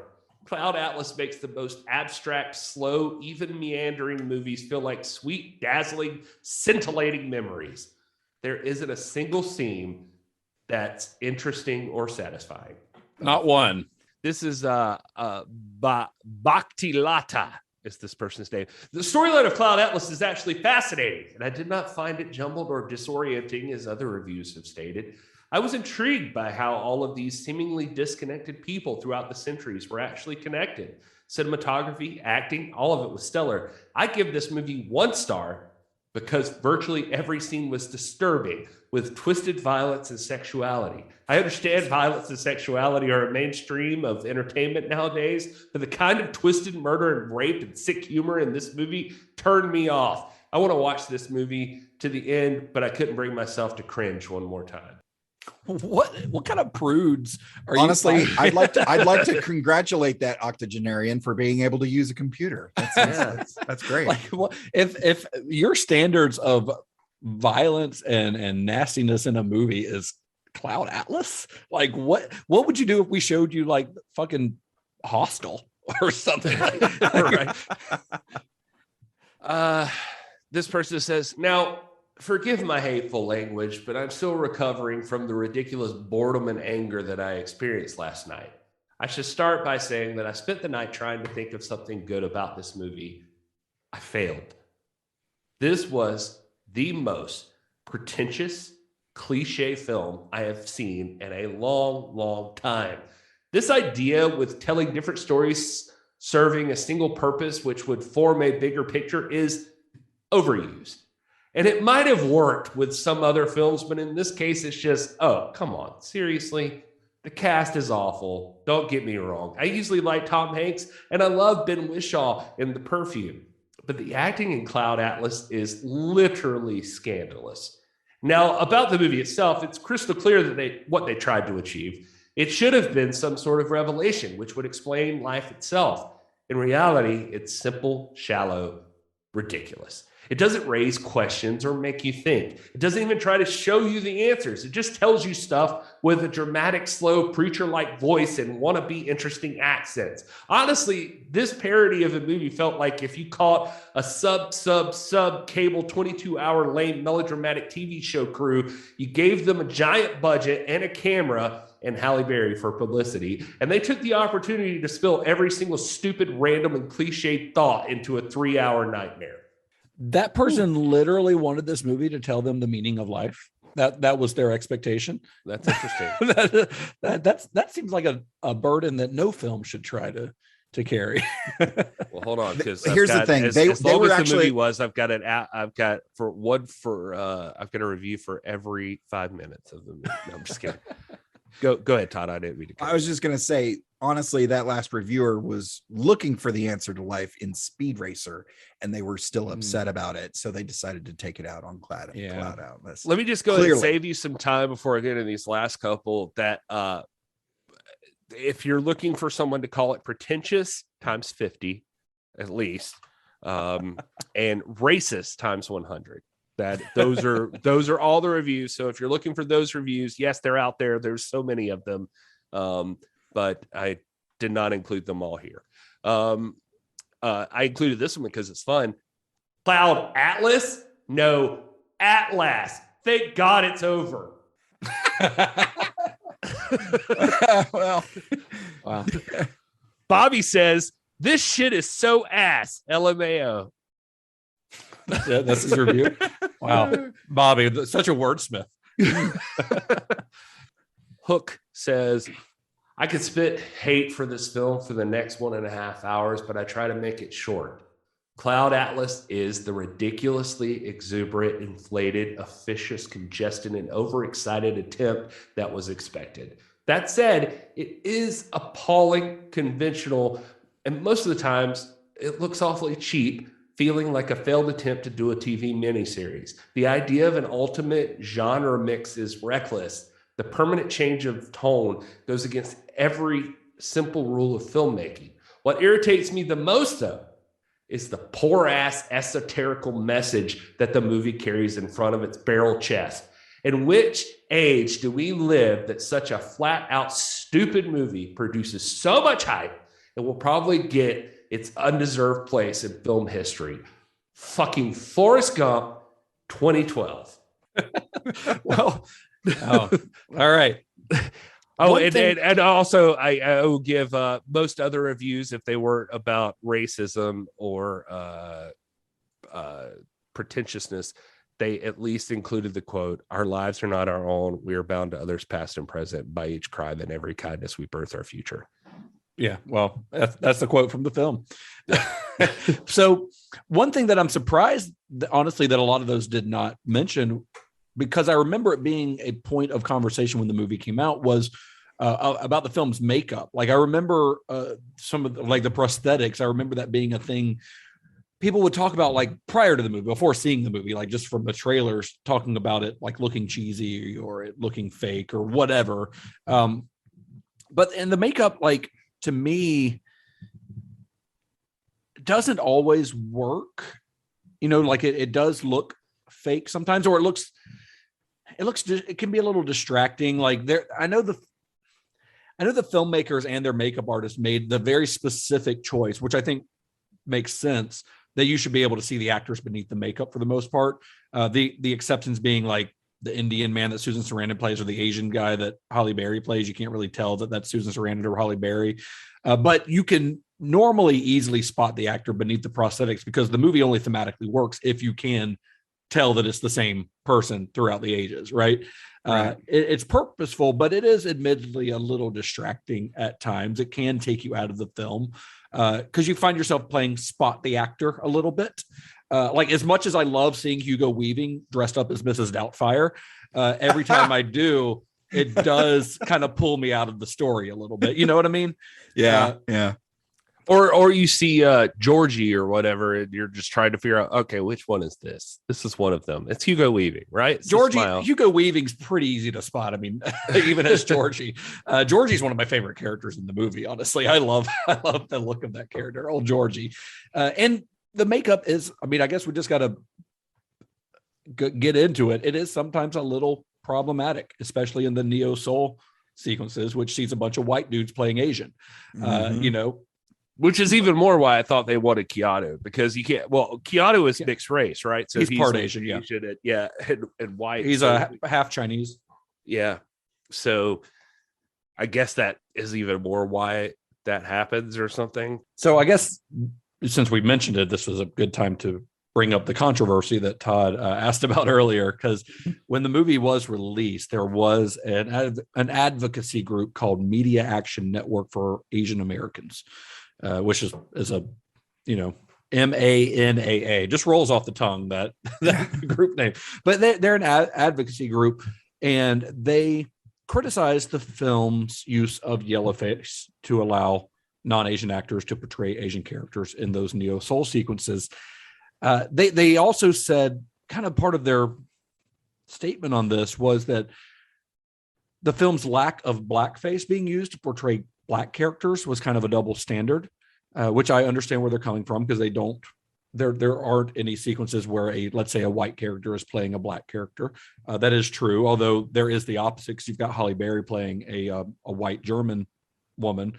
That's true. And the director's kind of their response was that the same multiracial actors portrayed multiple roles of various nationalities and races, not just Asians, across the film storyline, which showed that the whole concept, the whole theme of the continuity of souls, that's a very big part of the story. And I get where both sides are coming from on this. I really do. I think it's just most blatantly seen in the neo-soul sequences, because every character in those sequences is Asian, and only one of the main characters is Asian. So it's a little, it does stand out a lot, even though you do have, like I said, Susan Sarandon playing an Indian man, right? Later, at one point. So I get it. I get where they're coming from. I get where both sides are coming from, but, and I don't know, honestly, if I'm being completely honest, I don't know the right answer to whether that's a problem or not. I can see how it could be perceived as problematic to somebody. Me, obviously not being Asian, and like I can't speak from experience as to how that would make me feel. Don't go back to our episode on Big Trouble in Little China. Yeah, that's where Gary does yellow voice. Oh. Yeah. No, hey, listen, I mean, the thing is like, I try to be empathetic and understanding. And I think all approaches have to be hit that way. And I'm not a big advocate for the people that think like cancel culture's too much of a problem. I get where people are coming from when they think that, but I guess what I'm trying to say is I'm trying to establish all up front all the things that could get me canceled here. When I say that people have got to be able to have more than one thought in their brain, and context is a huge part of everything. Absolutely. Yes. Yeah. And so blackface is abhorrent. Like what blackface was. It's mocking. Yeah. Mocking the person. But if it was like 1995 Gary and I wanted to be Michael Jordan, I could have fucked up. Yeah. Not only because I'm too fat to be Michael Jordan. You don't have the basketball skills. But also I would have probably done some stupid shit. Like, but it wouldn't have been because I was like racist. It's been because you were stupid. I was stupid and I loved Michael Jordan. and so it's tough. And I get that there's, because of the history of it, it's tougher to approach that. So when you make the choice that you're going to do something like this movie did, you better be ready to accept that you're going to deal with some shit. And there's a difference between what they're doing with the Asian makeup in this as opposed to Mickey Rooney in Breakfast at Tiffany's, which is very much a like racist caricature. It's like a stereotype. Yeah, exactly. No, it is. And that's where I was going with this. It's like, when this contextually, it's like everybody's doing different ethnicities. They're it's like, if you're going to do, like, if you're in a situation where you're making a movie that has Korea and all you use are white people in yellow face, that's pretty silly for no reason. It doesn't make sense. And but this movie has like a multiracial cast. Like, it's not that, it's that they're trying to dictate, they're trying to rise above race and gender and all of this. So they've got a good goal in mind. That said, I'm with you that or with some of the critics, I understand, because they're one of the things talked about, like, okay, yeah, there's white guys in yellowface, but there's not like Asian dudes as white guys, but there is Asian women. There's an Asian woman as a white woman. Yeah. And she plays a Mexican woman. Yeah. So it's just like, it's messing around. I feel the same way. Side note, just about like the idea of cultural appropriation. I think, like, in some ways, like, that's what makes everything better. Like, people have good ideas in different places. And but it's different if you're doing it just as like a mocking or a thoughtless. Exactly. And that goes back to my original point. People just got to be able to carry more than one thought in their brain at a time. Like, not just, is this a person being an Asian person? Is it done in a context in which it's like clearly like, is there a reason behind those people? Well, I don't know. I don't know how you look at the Wachowskis' filmography and think, oh, these are clearly thoughtless. Right. Yeah, exactly. Like, and even if you go back to The Matrix and you decide, like, well, what's the point of, like, you're bringing in Hong Kong cinema into a movie? Right. Like, it's like, okay, well, Keanu Reeves is doing this, or Lawrence Fishburne is doing kung fu, like, anyway, it's all difficult mixed bag. So I think, like, you got to be able to, like, think through it critically. Like, I think so too. And I don't think anybody here is attempting to be like a dickhead about it. No. I mean, I think the casting of the characters as different races and sexes is thematically consistent with the film's message, which is that we're all of one. We're all connected. Like, there are a lot of themes in this movie that I think we'll probably get into at least some of them, but I think that's kind of the big one, is that everyone's connected. And I think by I think by casting the same actor as in multiple races and genders, I think that's kind of their way of visualizing that.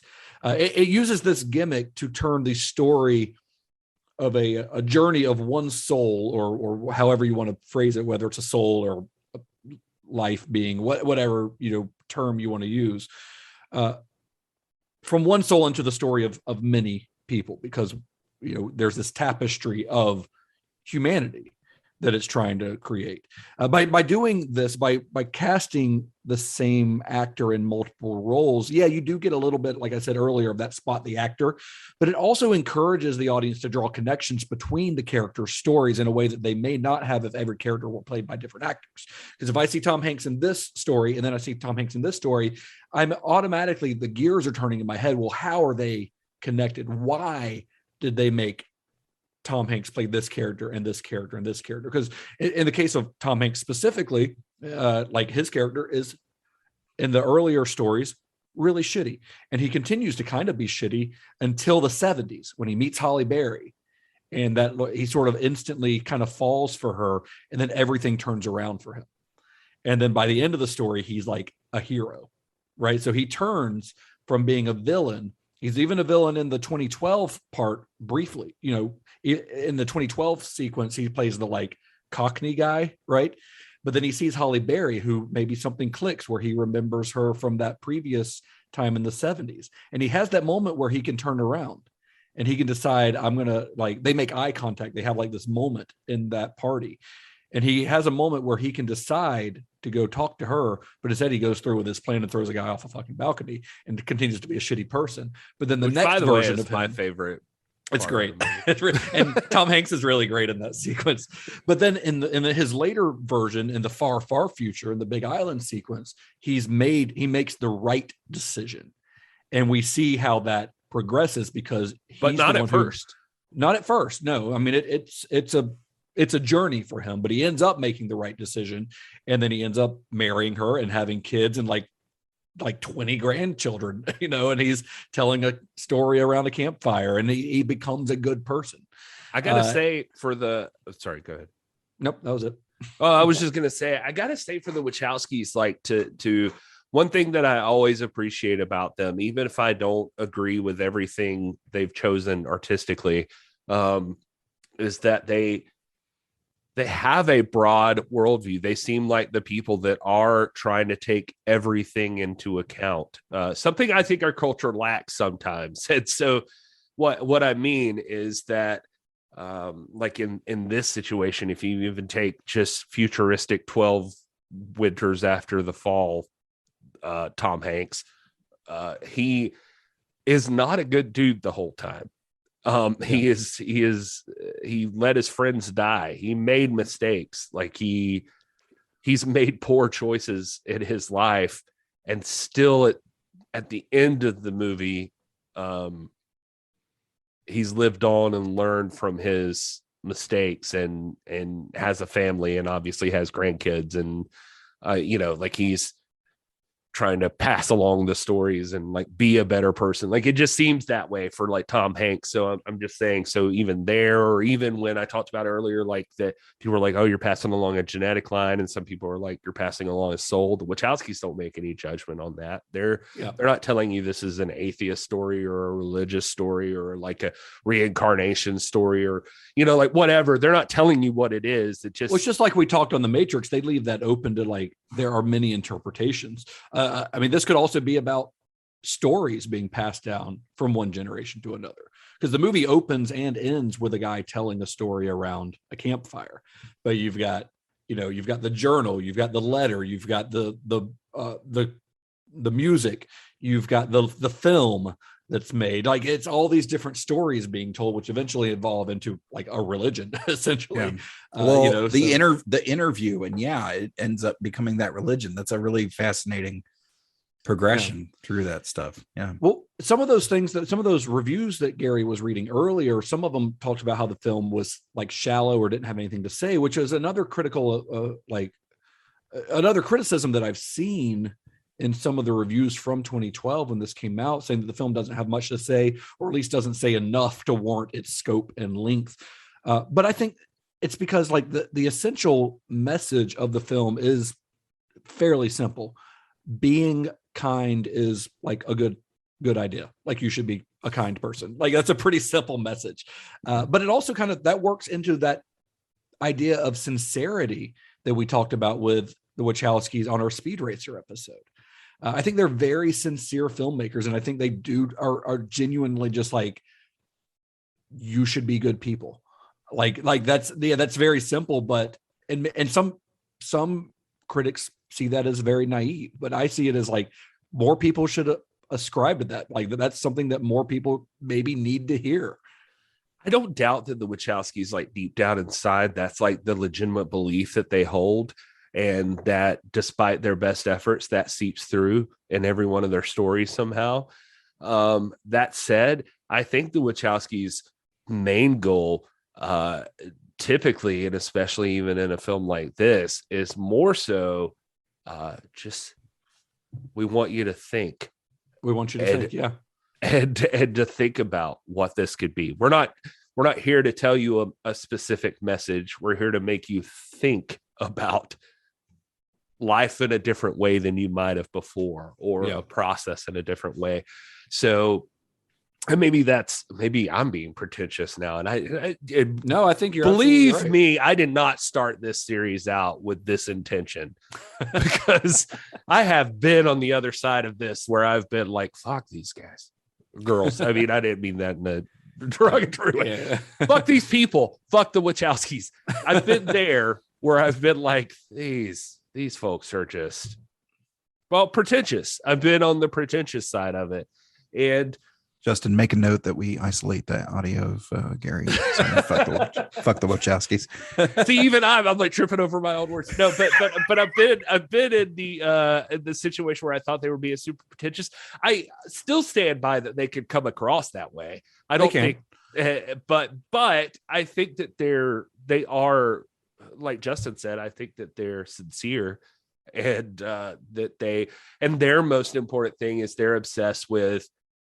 Based on everything I know up to this point, they love the idea of philosophy and thought and how important that can be into the process of humanity. And they want to continue that discussion. And they do it through film, where you do it on the steps of some Greek theater or something. Right.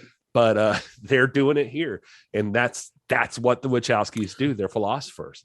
Well, and they're using the tools of filmmaking to do that. Because like if on paper, like if you were to isolate any of the stories, the 6 stories that make up Cloud Atlas, any of them on their own are not bad, but unremarkable. You know, they none of them would maybe entertain you, but nothing to write home about, right? They're pretty standard as far as plot goes, but plot's not the point. It's the way that they bounce off each other, the way that they inform each other, the way that they form this tapestry of the film as a whole. That's where Cloud Atlas really shines. And that comes from, again, them using the filmmaking tools at their disposal, starting from the script stage, but all the way through the editing of the film, because the editing on this film is fucking incredible, like absolutely incredible. And I think this movie it does have, it's not a flawless film, but I think it's a genuinely very good movie. It's beautifully filmed. I mean, it's a gorgeous film. And like I said, the editing's amazing. The production design, all the like technical things that would make a movie look good are there. And I think it's got some really good action set pieces. I think there's some really thrilling stuff in there. But I think it's the way that all the stories work together between each other, the way they like work together, that is what makes the film really special. And by the way, that editing, they did receive an Academy Award nomination for the editing on this film. So that was at least acknowledged.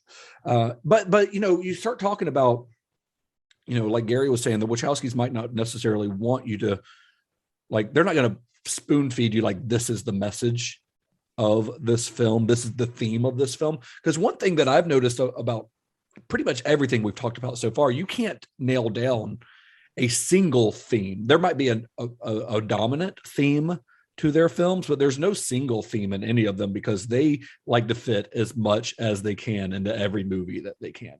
I mean, this one, you've got, they're remarking on how humans will inherently exploit each other, whether it be through slavery or greed, because you've got, in the 19th century sequences, you've got literal slave trading, but that's still going on in Neo-Soul, like the replicants or whatever they're called are slaves. Yeah, it's just another aspect of it. Yeah.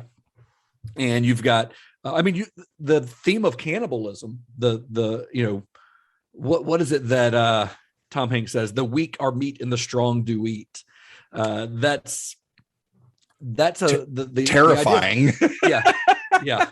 That idea, that theme of like cannibalism, and not necessarily there is literal cannibalism in that future sequence, but the idea, even Jim Broadbent makes a Soylent Green is people joke, but there's this idea that the weak are being fed on by the stronger, and in the case of this film, the stronger are often just like in all the other Wachowski movies, the people in authority, right? So there's also this overarching idea that all of our lives are connected. I mean, that's the biggest, I think, takeaway that most people would have with this film, and that we can have an impact far beyond our own lives. I think that's a major thing that the Wachowskis are saying here, beyond your life, like beyond your death, things that you do that you might not even know are having an impact on somebody that you like walk by on the street and say hello to or something. You don't know how that's going to impact their day and where that's going to take their day, and therefore the branches that could take off for their life. You'll never know, right? But everything you do could have an impact on somebody else. So in this film, you've got a man on a boat. He's writing in a journal. A few years after that, or quite a few years after that, a young composer reads that journal. He composes this sextet, and this sort of interconnectivity continues through each story. They're each connected by some piece of art from the previous one, right? Until we get to a future where a cloned slave writes a manifesto that becomes the basis for an entire belief system. Like that's pretty incredible, I think. Yeah. So here's how I found an interview this morning with David Mitchell about this. And here's how he describes Cloud Atlas's themes. This is a quote from him. He says, "One is the interconnectedness of cause and effect. You think you have your own little life and it runs along on its own tracks, especially these days. We think we're islands, but we're actually interconnected archipelagos of islands. Number two, it's about predacity, the way that individuals prey on individuals, tribes on tribes, corporations on their host societies, states on the individuals within those states. That predacity part, that's the weak are meat and the strong do eat. That's what he's talking about there. And that's a theme that we see in every story, the people being preyed upon by those who are above them in the social hierarchy. I would also take that though too to say, like, I mean, just to throw it out there that what's her name? Duna. God, why couldn't I think of her name for a second? Duna Bai. She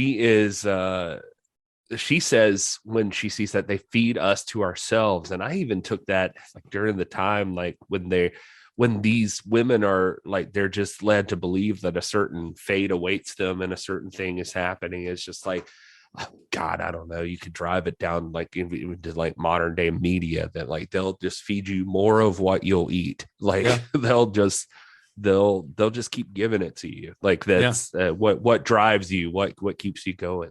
And it's tough. There's a lot to think about. Yeah, but I think what the film is telling us ultimately is that despite the fact that like there are going to be bad people all the time throughout history, right? No matter what, no matter how good you try to be, there's going to be somebody who's fucking terrible, but it's still worth fighting for. That's something that kind of tracks with the other Wachowskis films. Like as we've discussed on this series, all of these films are about fighting oppression in one way or another. Cloud Atlas, more than any other, tells us that, yes, there will always be something to fight against, but it's still worth the fight. And so I found this really great YouTube video from this channel called Like Stories of Old. It's a really incredible YouTube channel that I would recommend if you're into like really deep often philosophical discussion on art and especially on film. He does a lot of movie stuff. He most recently did one on Dune, the new Dune movie that's really good. But he did a video on Cloud Atlas, and he references a Russian novelist named Alexander. I'm going to fuck this up, but Alexander Solzhenitsyn. Solzhenitsyn is a Russian novelist, like Pulitzer Prize winner or whatever. He's explicitly referenced in the film. You actually see his photo. Yeah, they bring him on the up screen in the Neo Soul sequence. Yeah, so this is not just like this YouTuber pulling this out of his ass. Like this is something that the movie explicitly references. And he says, like a quote from this writer says that one drop of truth can outweigh an ocean of lies. To which Cloud Atlas, in one of its final scenes with Jim Sturgis, where he confronts Hugo Weaving, says he's going to become an abolitionist. He says, but what is an ocean but a multitude of drops? And this is once again the Wachowskis fighting, like we talked about in Speed Racer and V for Vendetta, fighting for the truth. Like one drop of truth might sound inconsequential in an ocean, but Cloud Atlas argues that drop is all that matters, because what this movie is showing you is that its ripples can change everything, right? And that's a huge message for a movie. And I think that the way they execute it here, personally, I love this movie, and I think that I loved it when I saw it in 2012. I didn't grasp everything they were trying to do. This is probably the third time I've seen it in the last almost decade. And the more I've seen it, the more these messages of what they're trying to say have really come through. And the reason for all the decisions they're making, from the casting and the makeup effects and all this stuff, starts to, like, when you realize what they're trying to do, it's pretty remarkable. But it's remarkable that they were able to get this done and that they were able to execute it as well as they did, because this is a hugely ambitious idea. It's hugely ambitious as just a film from a filmmaking process, but just this, like they said when they were attracted to the novel, the scope of its ideas are huge. Oh yeah. It's monumental is the word that comes to mind. Solzhenitsyn's not going to make you any friends though, because he's, if you're a real lefty, he's anti-communist. Just throw that out there. He lived in communist Russia. Yes. And it was a staunchly anti-communist. But communist Russia wasn't a great place to be at the time. Yeah. I will say what? This. Tom Hanks, I found a couple of quotes from Tom Hanks. One of them says, I've made an awful lot of movies that didn't make any sense. It didn't make any money. But that doesn't alter the work that goes into it, or even what your opinion of it is. Like, I made a movie that altered my entire consciousness, Cloud Atlas. I thought, geez, this thing is so fab. It's the only movie I've ever been in that I've seen more than twice, and it didn't do any business. And there's nothing you can do about it. And you must allow yourself a week of thinking, geez, I'm so bummed out. But that's not the only reason to do it. It's lovely when it all works and you get ballyhooed. But if it's 50-50, you're way ahead of the game. In reality, I think it's more like 80-20. 80% of what you do never works. He also says, we shot Cloud Atlas on a hope and a dream of nothing but a circle of love. But the work itself, we were part of this big, massive ensemble, fantastic people who were just trying to do the hardest, best work on a deep throw. That whole movie was such a deep throw that making it was magical. Hugo Weaving also said, I think films have a limited ability to change the world, but that doesn't mean you don't stop trying. You do what's right for you, make the films you believe in, talk about the issues you believe in. The bigger the risk, the more chance you're going to be crucified, and you have to execute your beliefs in any way you can. In the end, Cloud Atlas has something to say about love and hope, believing in something. It wants to tell us that individual choices can come to mean something universal. And I get the idea that, I mean, neither of you had seen this before, but through our conversation, even though I don't think either of you have explicitly said so, I get the idea that both of you enjoyed the film. Would I be right in saying that? Sucked. Twist ending. I think the best thing I've said that even applies to this movie is you have to be able to hold more than one thought in your head. It's that if you're going to a movie to see Fast Five, this ain't it. You're not going to can't turn your brain off at the door on this one. Yeah. And so I think that's it. I think that I don't see how anybody watches Cloud Atlas and says this is a shitty movie. Like, technically it's not. And even so we had this discussion in our Discord the other day about, can you objectively call a movie good or bad? And that conversation came up. So like one of the options I had mentioned that I guess technically you could judge a movie, but even some things that are technically, to use Hanks's word, ballyhooed, things that are even there that you choose to go against the normal parameters of what is qualified as good in this situation could artistically be chosen to be different. And so it's tough. And so I say, like, yeah, you can watch this movie and technically everything's pretty fucking on point. And the worst part of it, technically, that you could probably point to, editing or the makeup. And I would say that both of those things are an artistic choice. And so I think the editing is incredible in this film. Personally, I know that some people. I just mean I think some people hate the idea that it jumps around so much. And then even the makeup, like you said, was you pointed out was a point that they made so that you could see that there is a connection to the other parts of this, which wouldn't have worked if you had, like, I don't know, different actors playing, or just put makeup on them that made them totally unrecognizable. Yeah, like it's important that you can tell that it's Tom Hanks every time. Or Tom Waits as Georgie, although would have been perfect casting. Oh, that would have been pretty good. Just actually Tom Waits in all of the Hugo Weaving roles, including the nurse. But it wouldn't have worked if Hugo Weaving was playing the other parts. And so, anyway, how about you, Todd? You know, I understand that my role here is to kind of offer the gut reaction. You know, most of the time I'm seeing things for the first time or first time in a long time.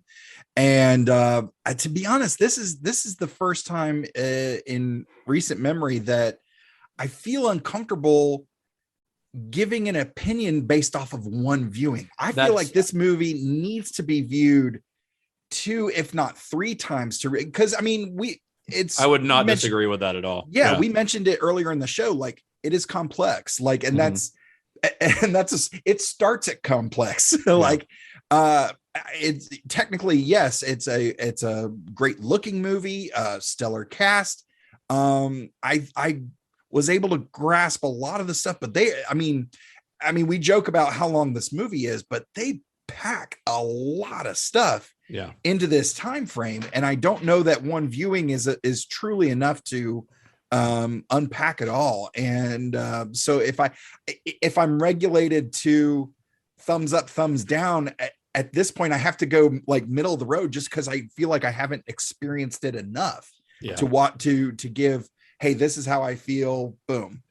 So yeah, I didn't hate this movie, as you know, we read the reviews of so many people online clearly do, but like at the same time, I'm fascinated by it. I want to experience it again, you know, good or bad. I want to dive in again and, you know, really start to unravel some of these things in my mind. It's watch it with the subtitles on, but I did, you know, Justin's pro tip, watch with the subtitles on. I told Todd, I saw Todd last week and I was like, you should watch it with the subtitles on, at least because the stuff in the future is a lot easier to suss out what they're saying tricky. With the subtitles.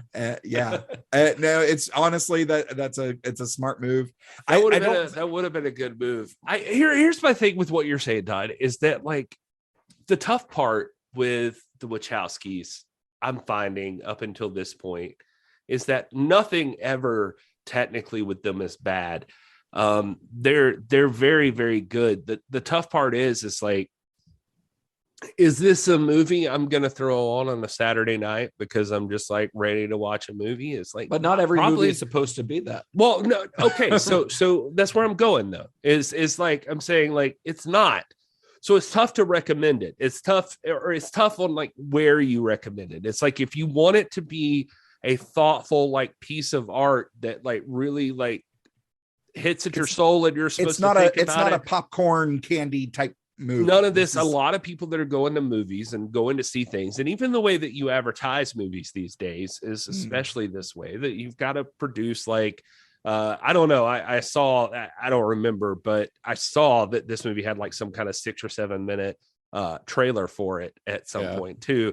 And so it's like, okay, well, they were clearly even trying to get it to you there, but it's like, this movie is not, if you're going to watch like some fucking sci-fi epic and your idea of sci-fi epic is Star Wars episode 10, then this is not going to do it. Like this is going to bum you out because this is not what this movie is. And all movies don't have to be there. They don't have to be that. And the Wachowskis are fully aware of that. And they have no interest in being that. They have interest in their own aspirations. And at the same time, while I respect that and I get it, one of the weird things about them that I've come to think about is, and the perfect example of this I actually heard today on an interview, and it was Devin Faraci like interviewing the Wachowskis, and I saw it on YouTube. It was like for like Cineflix or something, but he said at the beginning, he was like, in Speed Racer, you make it a point to say that Speed cares about racing. Or he says like, all I have ever cared about or all I love is racing, but to keep racing, I have to win.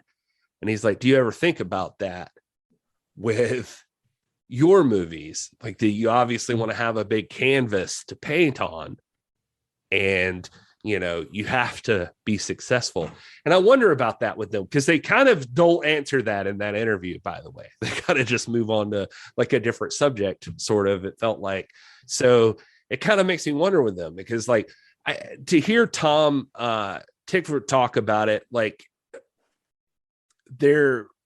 he believes, and he speaks for all of them when he says it, that they believe there's a huge audience for this kind of thing, that people just don't want to be spoon-fed the same thing over and over again. There's people ready to think, ready to find art that challenges them, ready to, you know, that whole thing. And that may be true. What I worry for the Wachowskis is that that audience, those people, they come later, like that's further down the line. And so, whereas studios look at the box office that weekend number one.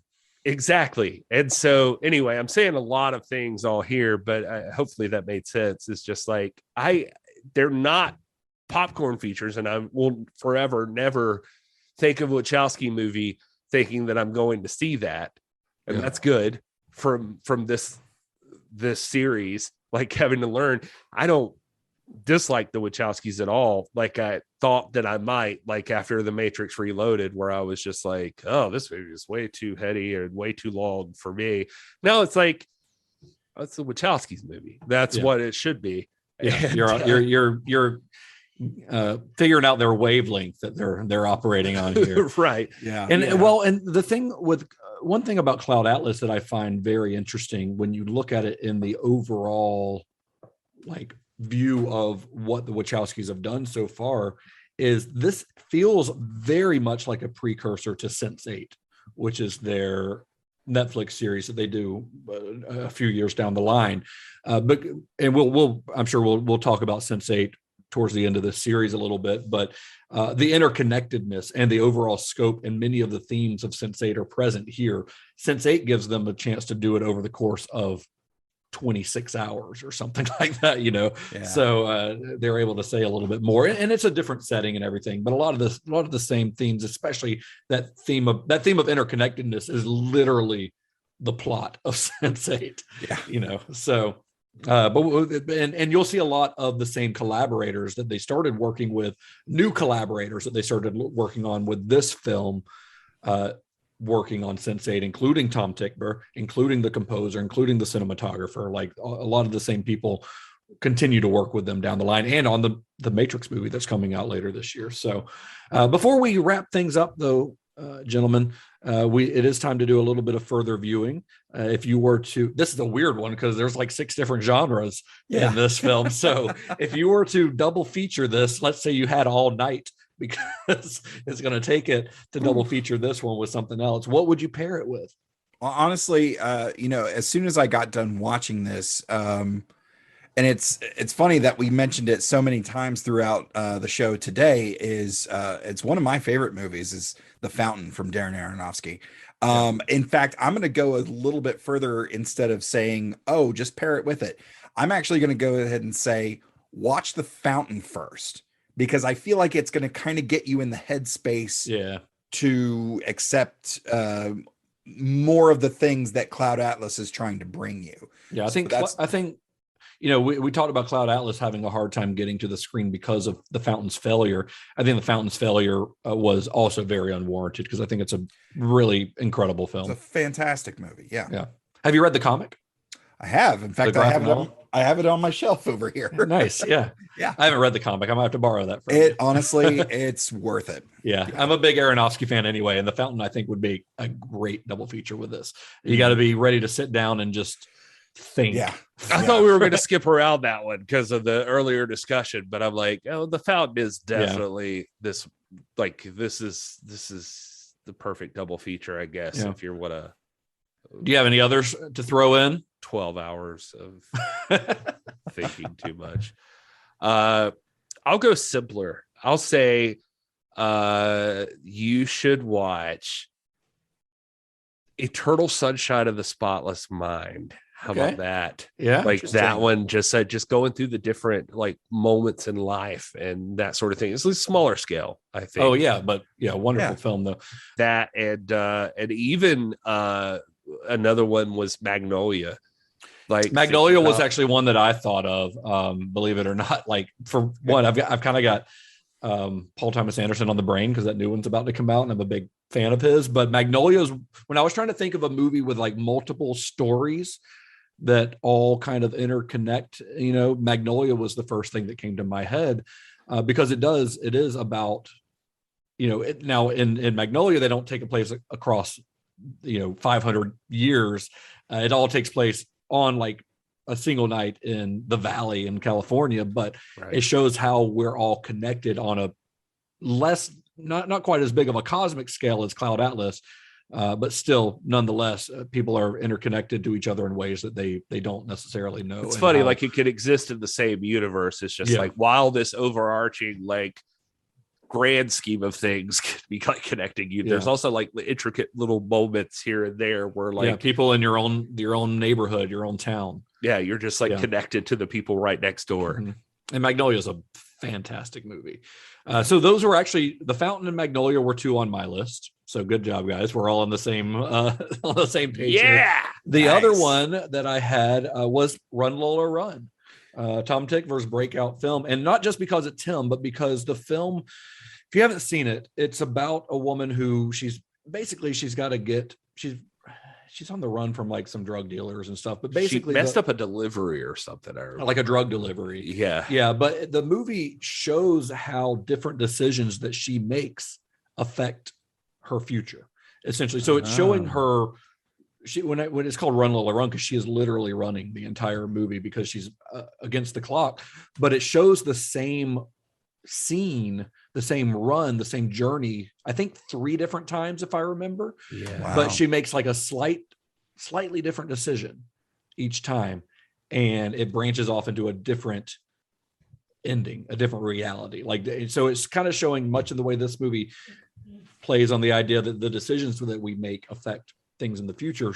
Little decisions that she makes, even over the course of a half an hour, affect her life. Wow. So it's actually thematically similar, but again, on a much smaller scale.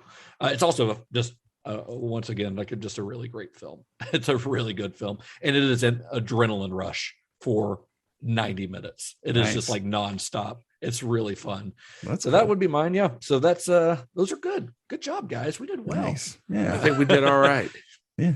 So for the Wachowskis' next film, this one, as we've said, didn't do that great. But they're still the Wachowskis, and these are still, even after 2 big failures in a row financially, these are still the filmmakers who brought us The Matrix.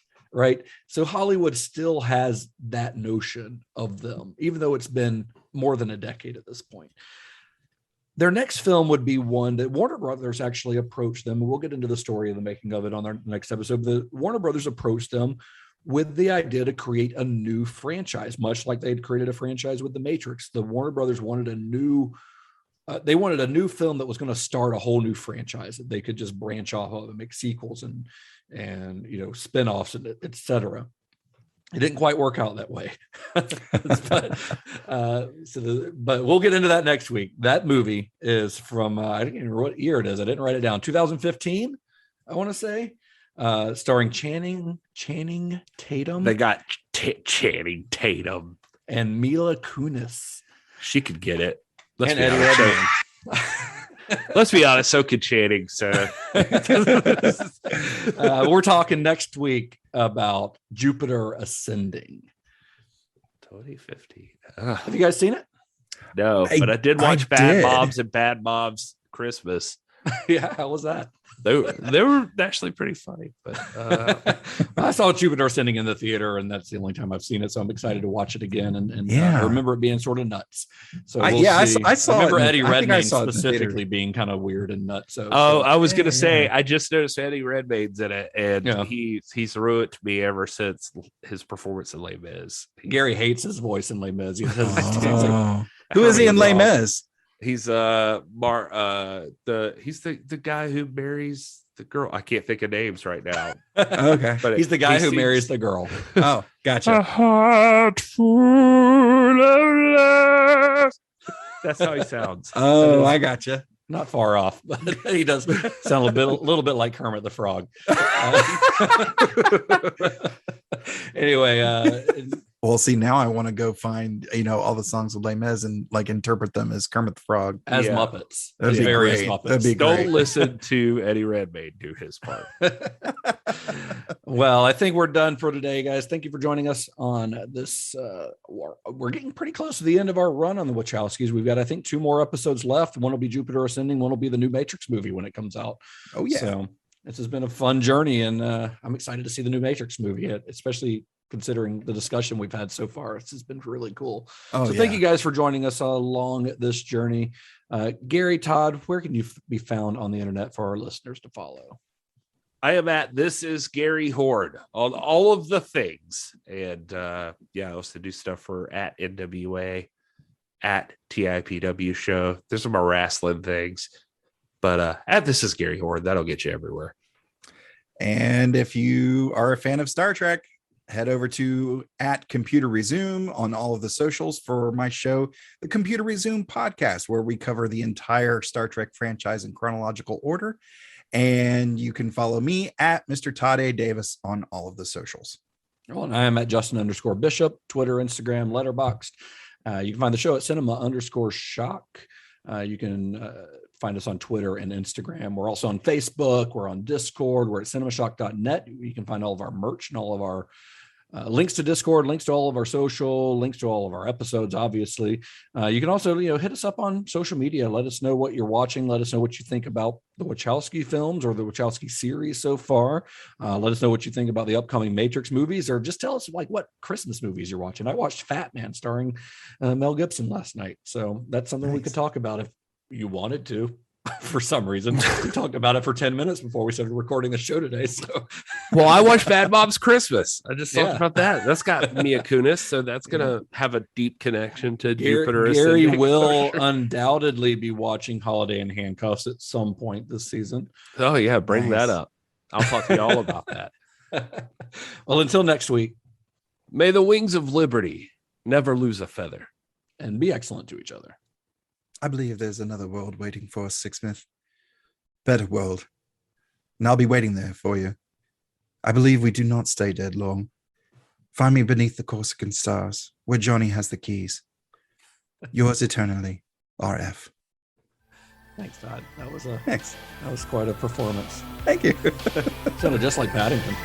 Thanks. That's what I was shooting for.